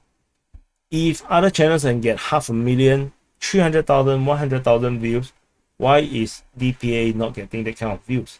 So that's the question that I ask myself, and I have to improve whatever I'm doing, be it is a programming problem, content problem, presentation problem. So no, that's what I need to do. Yeah. Thank you, Rune. Gardener. Introduce single woman in Singapore. Singapore have a lot of single women looking for potential love. Yeah, because we Singaporean guys all marry foreign women, so people don't care. So Alexander Papadopoulos say, dude, you do excellent job, but I think people don't care. There are few who are not affected but still to be informed. I mean, Johnny Depp trial had more views than that war. Okay. A lot of people really don't care about the facts. I can tell you for a fact. Some people don't really care about the facts in Ukraine war. They just want to feel good. They just want their views to be, their opinions and the perspective to be corroborated or to be echoed. Which is also why pro-Ukrainian channels have so much views. You look at the headlines, clearly they are coping. Clearly they are just talking rubbish, or they are reporting fake information, fake news, or blowing up a false information or false narrative, but they don't care. The viewers also don't care. Everybody just want to feel good. Yeah. You have reached a larger audience if you water down your information simple and palatable to accommodate the diversity and ideas or speculation of potential audience, which is exactly what I'm doing. Which is this. This is exactly what I'm doing. Josh Jamesification. This is exactly what I'm doing. To water down the information and describe it in a way that is easy for the layman to understand. Because the SITREP is literally a situation report. Is literally how we do it in the military. So it's going to be dry, because we will be talking about information that is meaningless to normal people. It's like shelling is reported at Timkovka. Big deal. No, like big deal. Like shelling is reported at Stemakivka. Big deal. So what? So in these videos here, there's no talk about specific shelling just as a piece of information. It will be a specific, the shelling and the shelling is there because of what. So it's different. So yeah, the hardest thing to do about doing Alex Cristoforo thing is remembering all the talking points. Trust me, I can. That's how I do everything nowadays. I already so well trained because of the 400 days of training. I'm so different now as compared to when I started the war. I keep saying collab because collab. Okay, collab. Were you making your own games engine for the game or Unity? No, I wasn't. I did do modding work for Rainbow. The mapping takes so much work, but it isn't necessarily the content that grows the channel. I think you were also saying the podcast style discussion seems to do better. Yeah, I mean but you see, that's what DPA is known for in terms of the mapping, which is why I need to continue to do the mapping, because there are people who needs it they need to use it. For example, History Legend needs, when he do his research and reporting about the Ukraine war, he actually used DPA's mapping, because DPA's mapping have everything, all the sources inside, and I only put in the important ones. There is no fluff in the reporting, in the mapping, which is why it's the most trusted in terms of people who really care. And so I have to continue to do it. So the problem is then, how do I create content that people want to watch? So yeah, the mapping was have no choice. Open mic rocks, say Crawford. Yay, I agree. Yeah, most people want to affirm what they think. Sorry, I'm a bit slower to the live chat. Yeah, I'm trying to answer things. I would love you cover the geopolitics surrounding India and subcontinents. Yeah, I really want to read up more about India, Pakistan, Myanmar, and Bangladesh, especially Sri Lanka. I don't even know what's happening in Sri Lanka. But it takes time to read, and what the hell, I just cannot find the time. It's so frustrating. I can tell you, I tell my wife literally that I feel very frustrated that I cannot find the time to do the things that I want to do. And sometimes I thought that, okay, today is the day I can do it, or tomorrow is the day I can do it. And then after doing all the mapping, oh freaking hell, the whole day is gone. This is exactly what happened over the past few days. It's like, I cannot imagine how fast the time passed. Why is Russia still firing missiles? Western media said they were out 6 months back. Okay, so talking about media, about experts, about reporters, they are all human beings. We have to remember that they are all human beings, which means that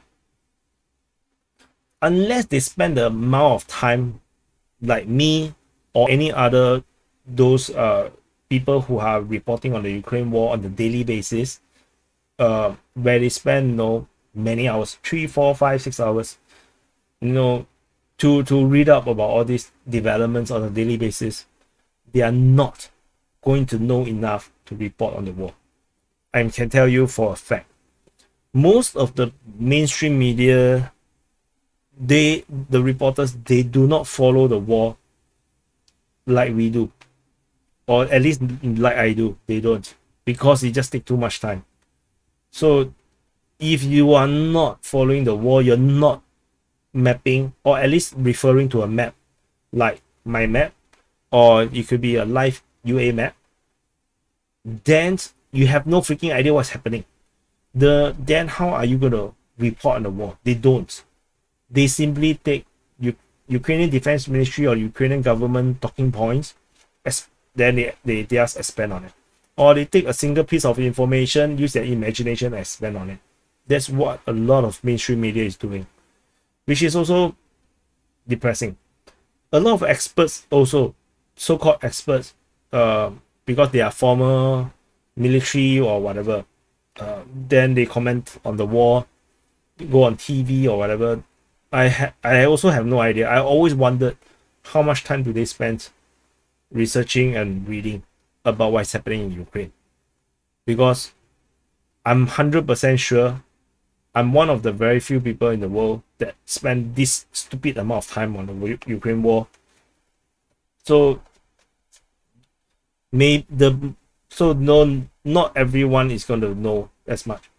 So, and of course there are people who know as much but they still tell you fake information. So yeah, that's what it is. Moving south, most old people who get scammed over the phones won't tell anyone because they are embarrassed. Okay. The algorithm favors pro-Ukraine channels. Honestly, not entirely. Most of the English world is pro-Ukraine. Most of the English world is pro-Ukraine because of the information, the propaganda, the media diet. How are you going to get information that is coming from a more pro-Russian perspective? You cannot balance your viewpoints, because if that's all you read is mainstream media, Western mainstream media, then your information, your thinking is going to be pro-Ukraine. So when I was younger, Iraq war or something, Saddam Hussein is always the bad guy. No, Gaddafi is the bad guy. The Americans is always the good guy. I watch Hollywood, I play computer games. The Americans are always the good guys. So I kill a lot of Russians in the games. And then I don't find it so exciting playing as the Russians to fight the Americans. That's the culture. And so most of the people is going to be pro-Ukraine, which is why pro-Ukraine channels do well. And I'm not going to betray my soul to be pro-Ukraine. And I don't think Ukraine deserve this much support. They are no difference from Russia. They are the same type of people, same culture, same bureaucracies, same level of corruption, probably worse. So, and they are just as brutal as the Russians, perhaps even worse because of their the nationalist traits. So, and the amount of information war that they played, I don't like. I cannot. I find it very hard to support anyone that is dishonorable. So yeah, Joe Rogan co-host. I would, if I get onto Joe Rogan, this channel will explode. Trust me. Yeah. So if Joe Rogan, you are watching, please invite me on your show. Joe Rogan. Oh my god. I will become so damn famous, man, in Singapore if I ever gone to Joe Rogan's show, because I will be the first Singaporean to be on Joe Rogan. That will go crazy, man. Then I cannot. I can never live a normal life ever again in Singapore. Or maybe not. Maybe not. Because maybe most Singaporeans don't watch Joe Rogan. So yeah. What else? Yeah, I'm finally in the live. Another reason for Western censor of pro-Russian stuff is because the history between the two is just a general and blind hatred. Honestly, there isn't really that much hatred of the Russians. Even when the Russians annexed Crimea, it doesn't feel like it, that there is a lot of hatred on the Russians. This entire hatred for the Russians only happens during this Ukraine war because of the propagandas, because of the story of Bucha and the made up stories of mass burials and nonsense, which I totally never see. Like it's just anecdotal. I find it very disturbing. So yeah. Jack Holmans say I'm a goat. Thank you so much. Meh. Yeah. Russians are far worse. Worse of what? I do not know. I like you until you utter that. Utter what? Lost my soul. Yeah. Anyone who lies is trying to scam you. I think those themselves as upper middle class in Ukraine are pro-Ukraine because they see themselves as intelligence reading newspaper and telegraph. Maybe. I mean, I can tell you mainstream media is a problem, man. Like you cannot imagine elites, even in Singapore, and people who are in government, in the civil service, politicians, they are just human beings as well. So their media diet is going to affect their point of view. And if they do not spend enough time reading different sources, and they only read New York Times, thinking that New York Times, Telegraph, BBC is the pinnacle of, or the Guardian is the pinnacle of journalism, yeah, then they exactly do what they did. Give the wrong advice to the prime minister, and then my prime minister went to tell the world, tell the media that he don't believe Donald Trump will become president. He think that Hillary Clinton will win for sure, and then Donald Trump become president. And then Singapore have no US ambassador for 4 years. So freaking hell, there's so many things that just let me distrust elites, because over time, especially with covering of Ukraine war, I realized, oh my freaking god, these experts, these journalists, they are not reporting the real things, the correct things, because I'm one of the few guys in the world that knows or report on this on a daily basis. So I do have some rights to say that I'm somewhat of an expert on this war now, by now. To a certain extent, not everything, but to a certain subset of the information about Ukraine war. And when you see all these so-called experts, journalists, talk about Ukraine war, it's like, oh fucking hell, man. So much blackmailing. So what I learned, for those that are very young, who are watching, if you are like in your early 20s, or especially if you're a teenager, one advice for you. I'm 40 years old, so I'm old enough to give you advice. Never trust someone just because he's older, or just because he's famous, or just because he seems like he knows what he's talking about. Never trust 100%. Not even me. Because you have to understand they are all human beings. If they spend 5 hours learning all about Ukraine war, then they will know nothing about everything else, and they still need to work.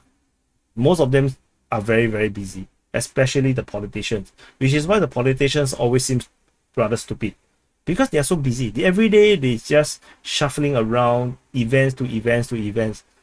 Who have the time to read? Who have the time to know about things? So how do they know about anything? It's the staff, the government staff, that is feeding them information. And these government staff, if they are evil, then the politicians will get the wrong information. Or if they are brainwashed by mainstream media, similarly, the politicians and leaders is going to get the bad information. So this is the best advice I can give you. Don't believe, or don't put too much faith in experts or leaders or whatever. Always be mindful about how they spend their time. Not everyone actually have so much time to learn about something. So yeah, and I can tell you, even some people who claims that they have spent that much time, like a professor, actually may not actually spend that much time on the thing. So they actually spend more time, drinking coffee and feeling cool about themselves than actually doing the research. Yeah, because it's hard work. Whatever I'm doing now is fucking hard work. If you guys ever have a chance to hear from my wife how I live my life, you will know it can be corroborated. It's crazy the amount of time I spent on the Ukraine war. It's actually way more time than my other business that's actually earning me my primary income. DPA actually earn lesser income, but I spend 3 times more time than my other business. So yeah, Glow in the Dark say that experts are usually paid shills. Most actual experts are the ones that usually never heard of. Yeah, that's probably true. Because if you, it really depends on the experts, because depends on how they spend their time. If they are always around in events like some socialites, how would they ever have time to work, to do reading, to do research? Yeah, so if they're always out on events, that means they are not reading, they are not researching. I mean, I do the Ukraine war. I have totally no time to read out about geopolitics. Sometimes I don't really know what is happening in geopolitics. So which is why when I do my research in my sources on Telegram, I actually have certain channels that give me certain context about the geopolitics or what's happening around the world. Just to get a sense of what is happening around the world. And I do surf Twitter, so Twitter helps to give me context as well. But it's not enough. It's not the way how I do reading and research for geopolitics. But I have to make do. Best reason to stay neutral in this war is the main reason why the West have censored and banned innocent Russians on YouTube from sports and other stuff. Guess how geopolitics work? Yes. Why is all these athletes at fault for what the government choose to do? So this is just racism. Just racism. Always people suffer the most no matter who they are. Trust but verify. Yes. Rune Thorson says the right thing. Trust but verify. That's what I always do. I always verify. Even people tell me, I have a lot of people message me and tell me things. I actually always try to verify the information. So yeah, actually, I can zoom in so you guys can read easier. The zoom in further. Can I? Yeah, it's better, right? No, I just realized that you guys may not be able to read the text because it's a bit small, especially if you're on the phone. So if the government say it's true, 9 out of 10 times it's false. I'm not sure if it's that bad, but yeah, I mean,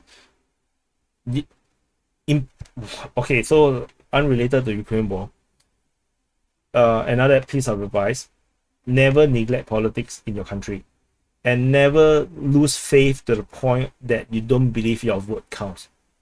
Trust me, your vote counts. When you come to election, your vote counts.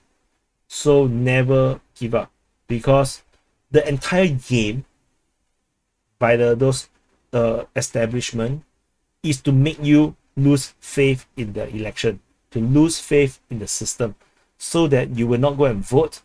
Then their supporters will continuously vote themselves into power, and so they will continue to stay in power, because the people, the normal people who are suffering under the system, don't believe in the system, so they don't go and vote, and that perpetuates this cycle of suffering.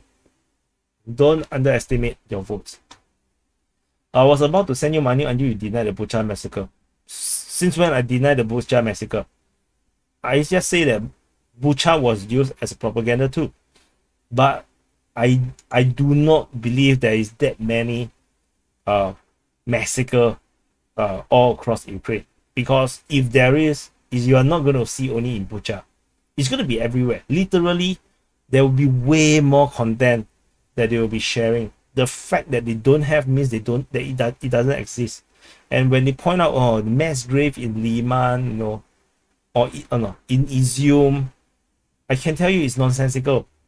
People die every day in Izium because of Ukrainian shelling. The Russians are not going to leave the corpse lying on the floor everywhere. They have to bury them somewhere. So there is mass grave to bury all these people. And then the Ukrainians, what they do, they come over, they dab everything up, and then take video for PR reasons. So you can choose what you want to believe, but the corpse, all the dead people have to be buried. So Bucha, the one that Bucha, the so-called massacre, only 20 something people died. And that was because this airborne force, this VDV force that was stationed at Bucha, was firing indiscriminately. and they are also, you know, arresting certain people who tried to take videos and everything, and they're suspected to be spies or suspected to be territorial defense people, and they are killed and executed by this rogue group. This rogue group behaves like hooligans, like gangsters. So that's reality of war, which is also why, if you follow me very, very early in the war, I in my SITREP, I say, I cannot believe these Ukrainians are just, you know, driving nonchalantly, you know, as if, you know, it's nothing special. You know, they just go very near to the Russian tanks. You know, people try to, you know, fill up Molotov cocktail because Zelensky tell them to do so. They're crazy. The Russian soldiers hold back. They follow the orders not to shoot. Doesn't matter. Doesn't mean they will not shoot if triggered, because ultimately it's a war. So for those who don't believe that I said this, go and watch you don't need to watch a lot. Go and watch the first 7 days of the SITREP in the Ukraine war. Just the first 7 days. You will hear me say that. Because it was the first 7 days that the crazy things happened. That the Ukrainians are just driving around like nothing. They don't really care what happened. The Russians are driving in. They're like, it's okay. Then after that, by the third day, people start to die. Yeah. So, but that's the reality of war, which is why, you know, in war people die. So it doesn't matter how they die. So no, we don't want war.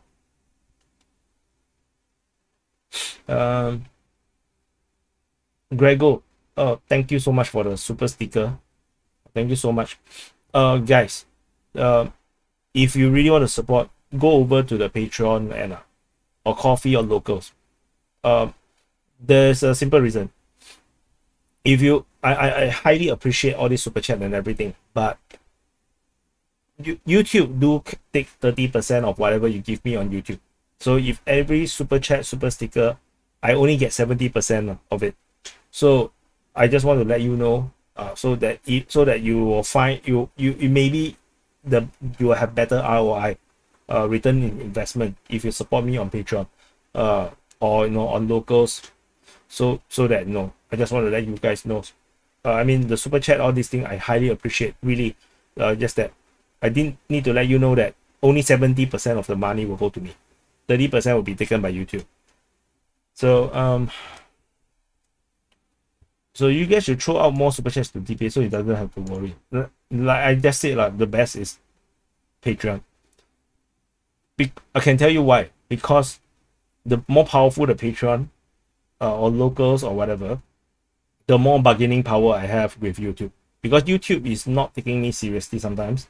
You know, when I talk to them, it's like I'm warning them that, you know, this is not good for them, and they are not really reacting in a way that I think they should.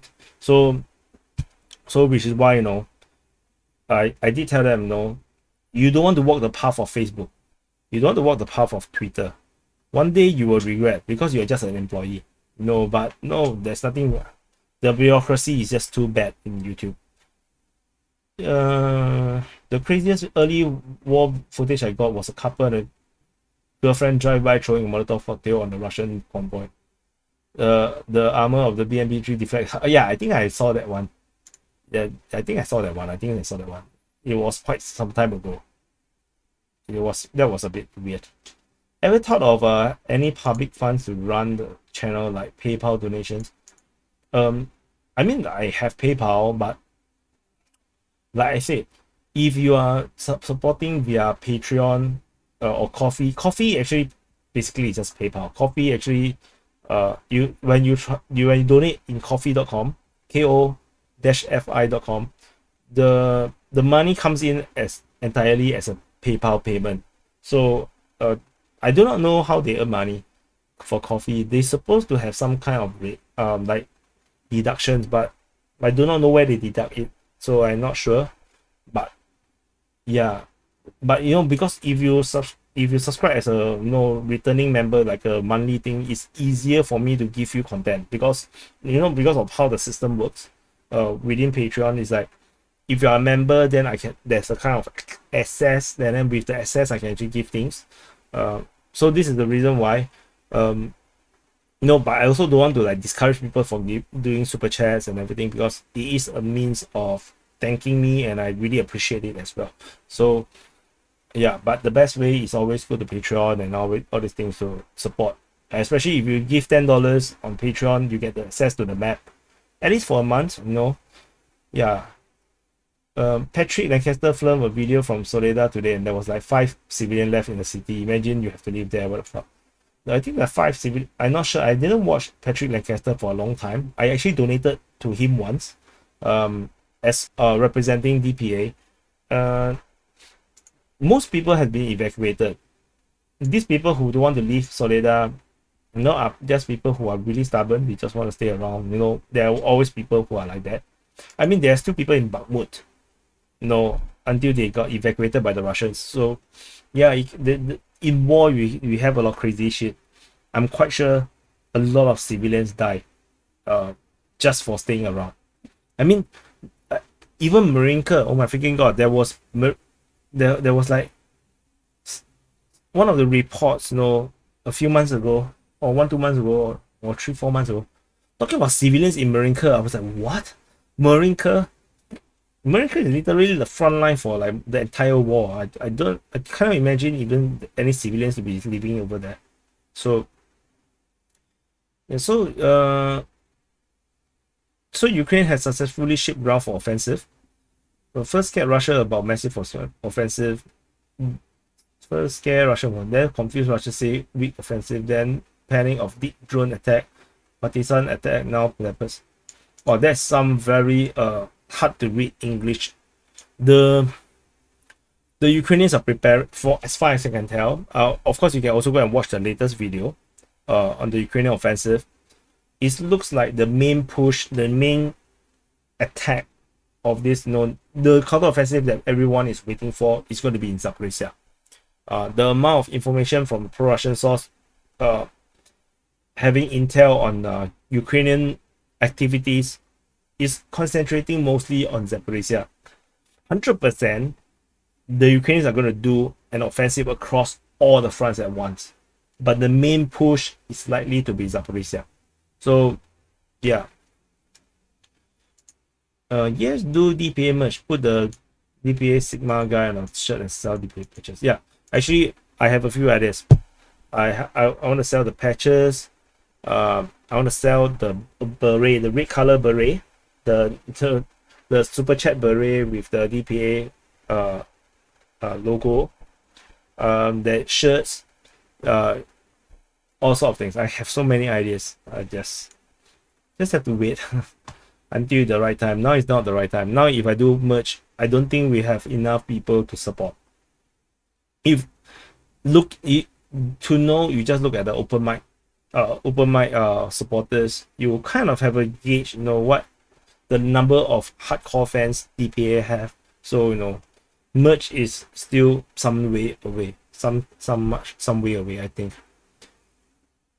I have a friend living in Pavlorad right now. The building next to him got hit by missiles. Oh my freaking god. Tell him to be careful. I do not know. Pray more. It's a good thing that you put the SITREP behind paywall, really. You're amazing. Amazing, and should. I really don't wish to, if everything goes normally.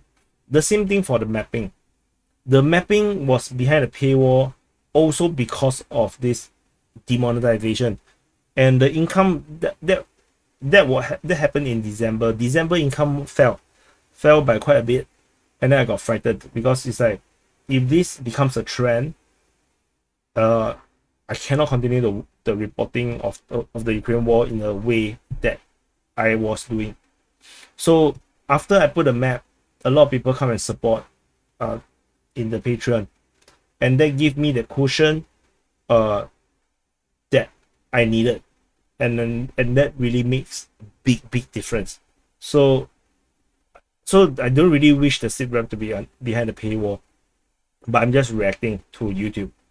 If YouTube be nice to me, then I will be able to release this like a normal thing to the public without being under the paywall, and then the paywall I will do something else. So there are certain plans, but it's not confirmed yet. So I will let you guys know about it will be behind the paywall stuff. Yeah, something to do with history legend, but not confirmed yet, so not sure. Yeah. Okay. In the chat, what else?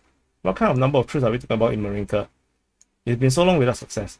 I think a few hundred on both sides is like, I think it's like a company size versus a company size. I'm not even sure if there's a battalion over there per se.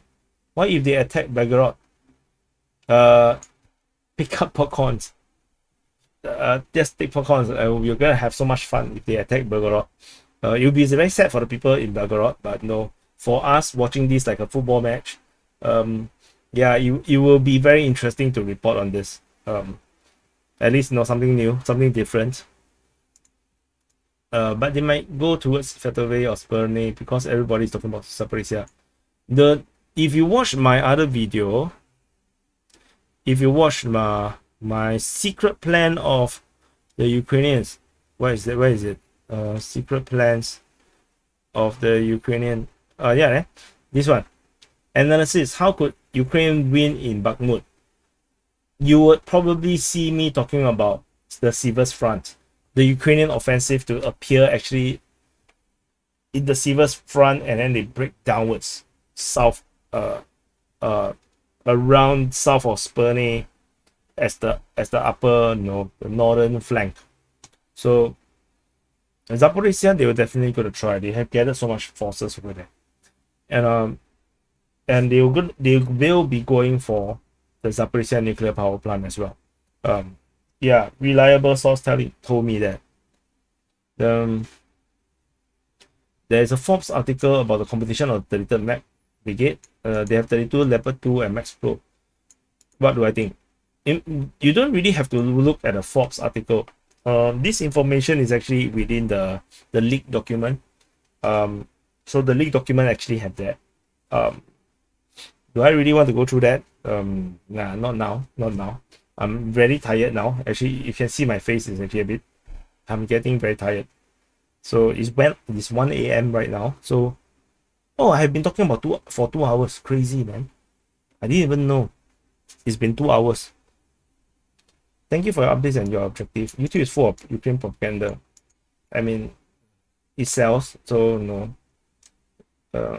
Where am I?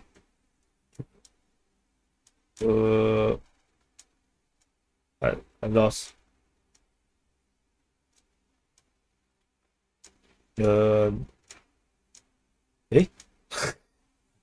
Sorry, yeah, this part we have talked about already. Ukraine propaganda, okay. To succeed against Russia here is to use combined arms, not just armor but air, sea assets working all together. I mean, you don't really need to sea, but you need at least the air asset. You need at least the air force. Why do you think Ivaniski is so hard to conquer? The Russians don't do shit there. Because they are not planning to conquer it. They want the Ukrainians to continue to send more forces into Bakhmut. Which is why they call it the meat grinder. They want the Ukrainians to waste all their troops in Bakhmut. And the Ukrainians actually also chose to continue to send troops into Bakhmut on their own accord. So they kind of screwed themselves up by trying to defend the city that actually have no hopes. If you look at even pro-Ukrainian people on Twitter, they themselves also don't understand why the Ukrainians are not retreating from Bakhmut. So yeah.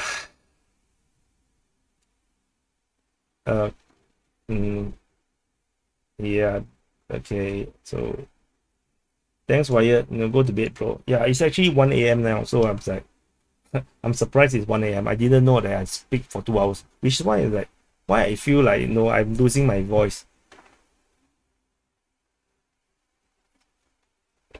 Do you think Ukrainians will break through the southern front, or will the Russians repel it? Thanks, Flow in the Dark. for the super chat. Let me see. I would say I actually did mention this in my videos. That's why I think you guys should follow this series of videos. The Russian offensive, Ukraine offensive. The Russian offensive videos talks about what is the Russians doing. The Ukraine offensive videos is talking about what the Ukrainians are doing. So and I did mention the Russians redrawing civilians, evacuating civilians from Zaporizhia is a sign that they are not so confident. A lot of the pro-Russian people are saying that no, that's because they want to fight more, carefree or whatever. But why are you evacuating people from Tokmak? It's so far away from the front line. So it just shows that the Russians themselves are not taking chances. They are giving the due respect to the Ukrainian forces that they might actually break through in the first or second line of defense. So if not, there's no reason to withdraw all these civilians. Which is why I think this is abnormal. The Russians are not withdrawing civilians from Donetsk or Luhansk or no. So why only Zaporizhia so special? So they didn't even withdraw civilians from the south of Dnipro at Kherson. Only limited withdrawal only from the river area. Limited evacuation, but it's not all, just limited. So Zaporizhia is a massive evacuation, which is why I think this Ukrainian offensive at Zaporizhia is going to be pretty massive. Whether they will succeed, no, I really not too sure.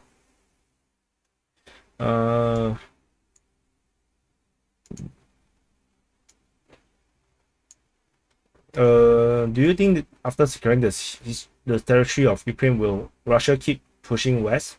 They will not. There's no benefit to conquer Europe. There's nothing in Europe. It's not worth it. It's just like it's not very beneficial for anyone to conquer Singapore, because the value of Singapore is the people. If you kill the people or the people run away, then Singapore is just another island. You could have just conquered a smaller, easier island like one of these Indonesian islands south of Singapore. It's not meaningful to conquer Singapore. The same thing goes for Europe. Europe is not very meaningful.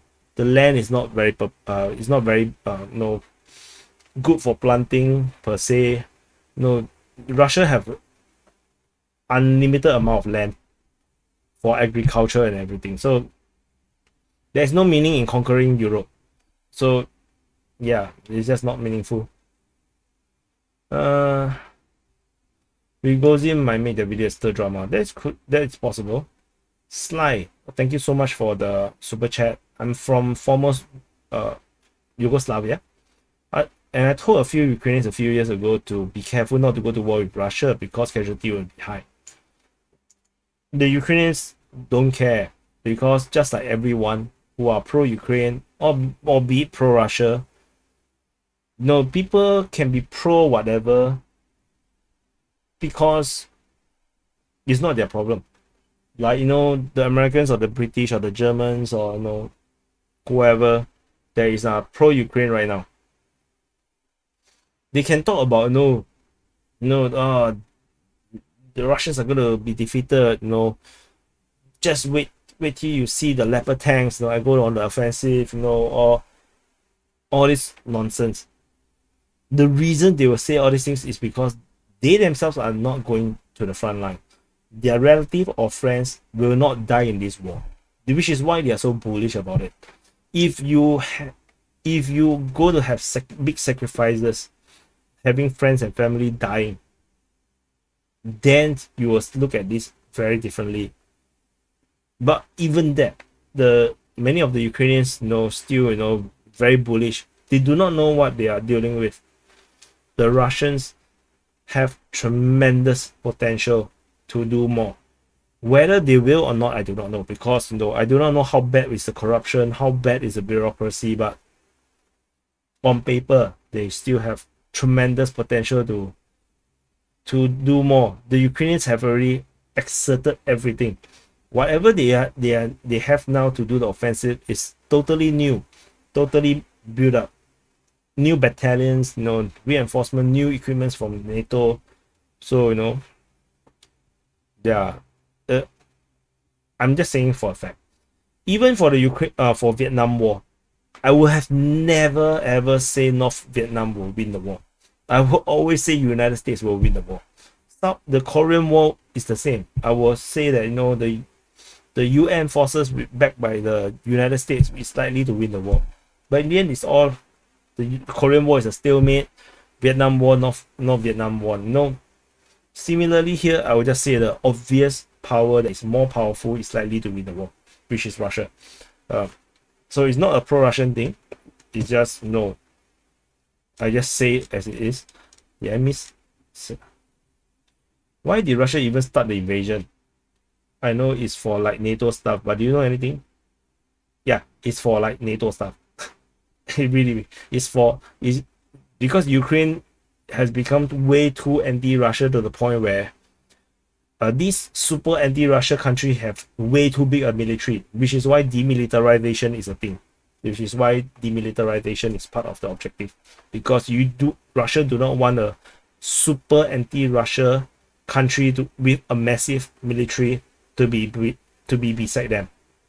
So they're going to reduce Ukraine's size. They're going to demilitarize them, and they will make sure that Ukraine would never become a threat to Russia. That's the Russians' plan. So you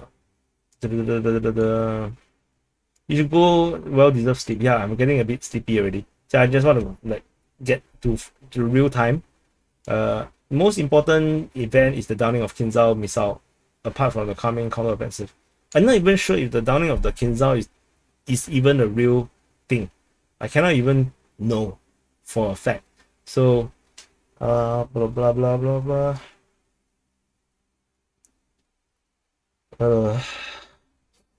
Leopard tanks are tracked into the southern city. If you can see it, why didn't the Russians destroy that train?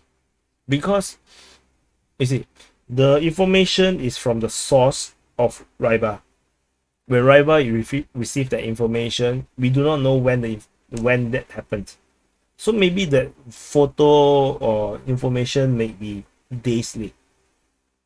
And then by the time Ryba, if they do communicate with the Russian Defense Ministry, provide the information, it will be too late to launch a missile. And maybe, you know, the train is still on the move. They have better options to wait for them to unload before you strike it with a missile. Yeah. Do you think Russia is the big prize and NATO want access to the resources? Definitely, they want Russia to disintegrate. When Russia disintegrate into a lot of small countries, Russia will be so weak. All the different states are just like individual Belarus or individual Latvias and Lithuanias. They will be not a threat. So then, no, everyone can just have a buffet to capture and control or scam all these places.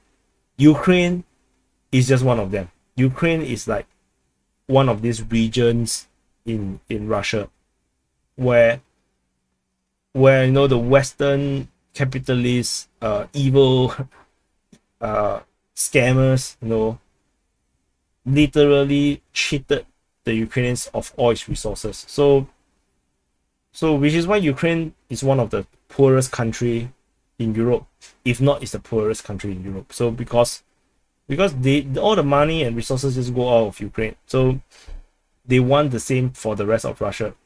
Once they all break up, it's easier to control and scam everyone. So I jump again. Oh my god. Putin didn't lock me down, blah blah blah. What if UA surprisingly pushed towards Belgorod? I think I answered that already. Pro reality. Real brown. Russia may be evacuating people from Zaporizhia region and use it, and could be a tactic to make Ukraine concentrate their forces in Zaporizhia. I don't think so, because the Ukrainians are already, you know, gathering forces before the evacuation. Glow in the dark super chat again. I think the Ukrainians wanted another Mariupol in Bakhmut. They threw a territorial defense in Bakhmut when they thought it's going to be about to be surrendered. A retreat might be bad for PR. Ukraine will fight to the end. The prevailing pro-Russian narrative is that the Ukrainians want to hold Bakhmut until over Victory Day, so that the Russians cannot have a victory for the Victory Day. So they don't want the Russians to capture Bakhmut before the Victory Day, so that they think that is a strategic success, and then they may actually withdraw after the Victory Day. So yeah, so that is the narrative on the pro-Russian side, which I think it makes a lot of sense given the way how Ukraine leadership conceptualize the war. It does make sense. Sly wrote, UK politicians are so corrupt, they sacrifice so many for getting paid by the US. Most people will only care about the war when it's at their door. Yeah. I do not know if they are corrupt, but yeah, I do believe that most people will only care if the war is at their door. So which is why, you know, I'm not so I'm not so crazy about China to the point where I want war to happen, because if war happen, Singapore is screwed. So no war. Small disconnected states, easy to control. Glow in the dark. Yeah, exactly. That's also why they break up the Ottoman Empire. You know, the Ottoman Empire in World War I is very powerful, very big, although they are in the decline. After World War I, after the surrender, they break it up into multiple countries. And the British purposely break them up in a way that they will be in forever civil war or tension or problems. And that's exactly what we are looking now at Middle East. And the British also did the same thing to the Indians. And then they break it up in a way that, you know, they cause a permanent problem between Pakistan and India. So that's just how it is. So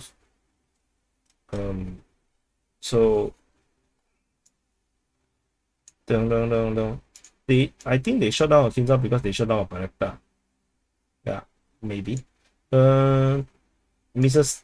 Smith, thanks Wyatt for your analysis. Agree with many points. Thank you for watching. Thank you for the support. Damn, that's not good for my DPA Discord server back. So you are part of the people who play the betting game in Discord. Why would you ask Ukraine sacrifice 1,000 extra soldiers to make a statement? Have you played a real-time strategy game before? Have you played computer games before? Have you really cared about your infantry, peons, feelings? You don't care.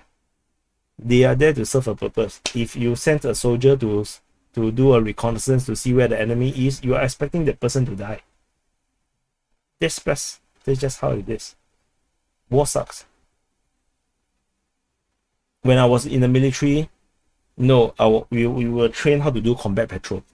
So combat patrol, basically, you as one squad, you go to a certain route. You just hold your gun, and then you just walk the path and see if there's enemy. And then they train us. So the sergeants told us that they train us in terms of the ambush drill. So if you got ambush, what do you do? So usually if you're ambushed left or right, you charge. You just charge them and then hope for the best. Literally, that's what we are taught. Hope for the best. Just charge the enemy, because most likely you will die, because most people will die in an ambush. And then I was thinking, how stupid is this, man? Then, because the tactic is basically send your troops out, and if they die, the enemy is there. That's the plan. That's how you do reconnaissance by combat. So holy shit, man. So I was so depressed when I realized, oh my god, infantry life is shit. So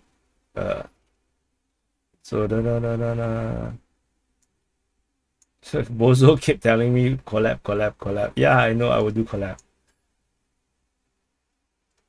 So have I done this? Yeah, done this. Yeah, yeah, so that's how war works. And oh my god, there's quite a bit of super chat in total. Let me thank you so much for the support. I just try to do my best. I hope you guys have a better understanding of everything. For those that came in later, go back to the front and watch the whole thing of this live to try to understand exactly the situation that DPA is facing, what I did in reaction to the things that had happened over the past year. I want because all the changes and all the things I'm doing is just to make sure that the reporting can continue as long as we can and this thing need to be sustained at long enough for my house to buy my house. That's one thing, but long enough for me to be able to come out with other sources of income for DPA to sort out the manpower issue, where I want to hire people to help out with more things, and then create the SOP, that standard operating procedure, or the sequence of work or connections or whatever, in a way that it works out to create more content. I think now I'm the choke point. I'm the biggest problem now for DPA. Because of my limitation, DPA cannot grow, which is why it's important that I need to find help. And yeah, I don't exactly know the help that I need, or the help that is the best way to organize. I'm still thinking the best way to do it. I have been pondering about it for like months already. So, but change will come. 2023 is the year that I will revamp DPA to make it do more. So that's what I want to do. But it's just that all these YouTube things that is happening is really holding back DPA. So it's very depressing. So but my butt say the sunk cost fallacy is keeping Zelensky to fight. Yeah, correct. I agree. The sunk cost fallacy means they already invested in the money in Ukraine, and because they invested, so they have to ask Zelensky to fight on. Yeah, I agree. Yeah,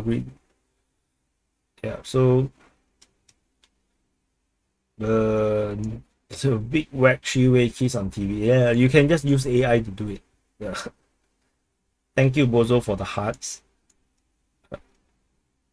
Yeah, so have I missed something? I think I covered this. Yeah, I covered this. Yeah, so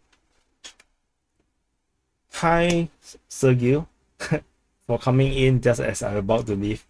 So thank you everyone for watching this this rant and Q&A and talking about history of how YouTube fucked with DPA. Hopefully the new content strategy works. I think I should change it to just 1 day late for the SITREP, 1 day delay. I think that's only fair. And so hopefully, I will go on after I log off the live. I will go and change the schedule again. It will take maybe 2-3 days to normalize into a 1 day delay, because there's 4 SITREPs to be published. But yeah, I try my best. Seymour say, why do I look suspicious? What do you mean by suspicious? I'm actually very sleepy now. I'm very tired now. It's actually 1:30 a.m. now for me, and I'm very tired because I wake up very early in the morning with not enough sleep. So yeah, 1:30 a.m. now. Slava Dipani. Yeah, Slava Dipani. Yesterday in Ukraine. So yeah, so 116 of you guys, thank you guys for watching. hopefully I do answer as many questions that I can. I will try to do more of this live session, hopefully, you know, on a weekly basis, to engage with the community more, because I haven't been doing much of such, because the Ukraine war mapping and time taken is just way too much. I have no idea why I get more and more busy as the times go by. It's like, shouldn't be I become more efficient? I have no idea. So it's just how it is. I know what it's like. I lost my channel, I can't get it back. Which channel? Oh my god. If you lost your YouTube channel, I suggest you can actually go to Twitter. There's actually a help. There's a Twitter account they might be able to help. But it really depends on what reason that your channel got terminated. You know, so yeah. So anyway, thank you guys for watching. Slava Tipani, and hopefully this explains the situation DPA is facing, and hopefully, you know, things goes well. I really want DPA to grow. I need DPA to go to 100,000 subs. We are still a long way away, long way away. Since we are here, let me show you how bad it was. So depressed. Before I go, I want to show you this. Let me find. Live count. So this is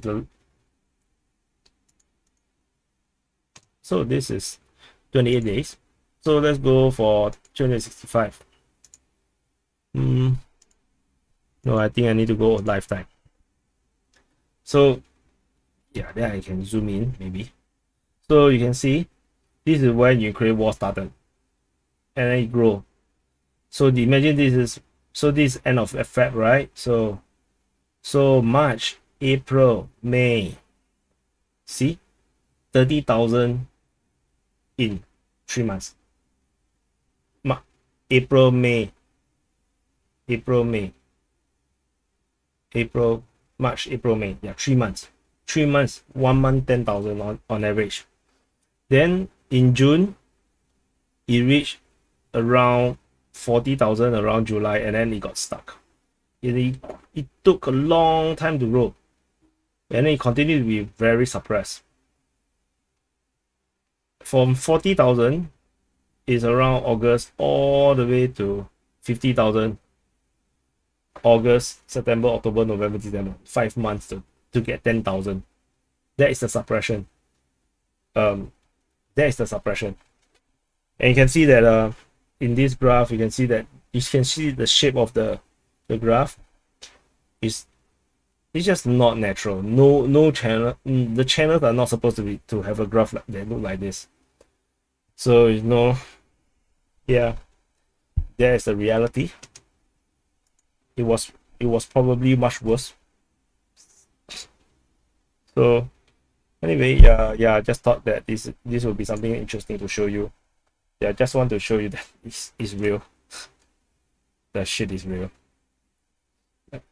Anyway, I love your Twitter quarrels and arguments every day with noobs and pros.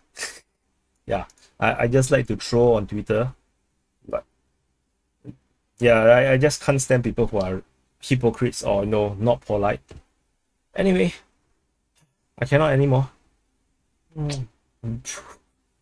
Wyatt tell me this, because Josh tell me to blow a kiss. So thank you very much for the super chats, the super stickers, the support, the nice words. I try my best. I wish I can do more. Unfortunately, it's not humanly possible. I really do my best. I'm a very, very fast worker. Like, for real. I'm a very fast worker, but even my fast working speed cannot speed up. You know, I'm at my max. So so do support the channel.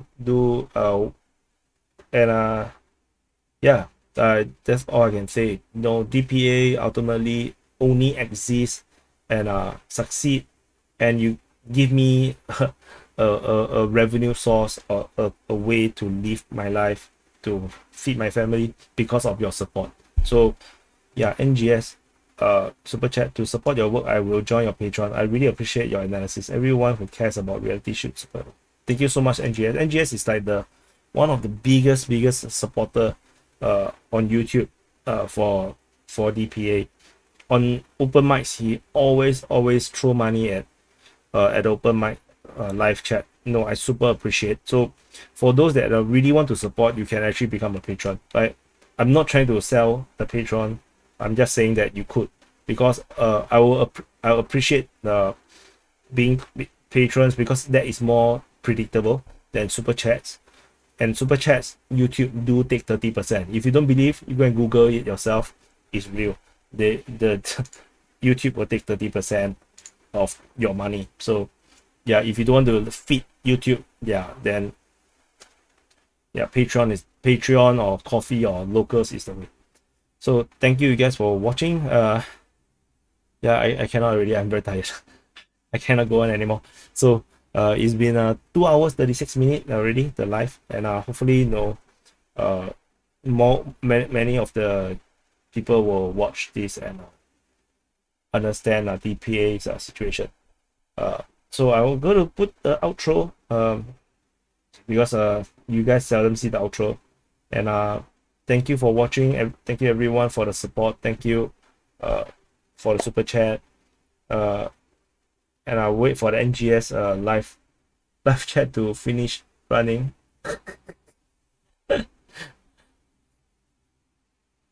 Picks it up and talks about things happening in the news. I really want to do it. I really want to talk about other stuff.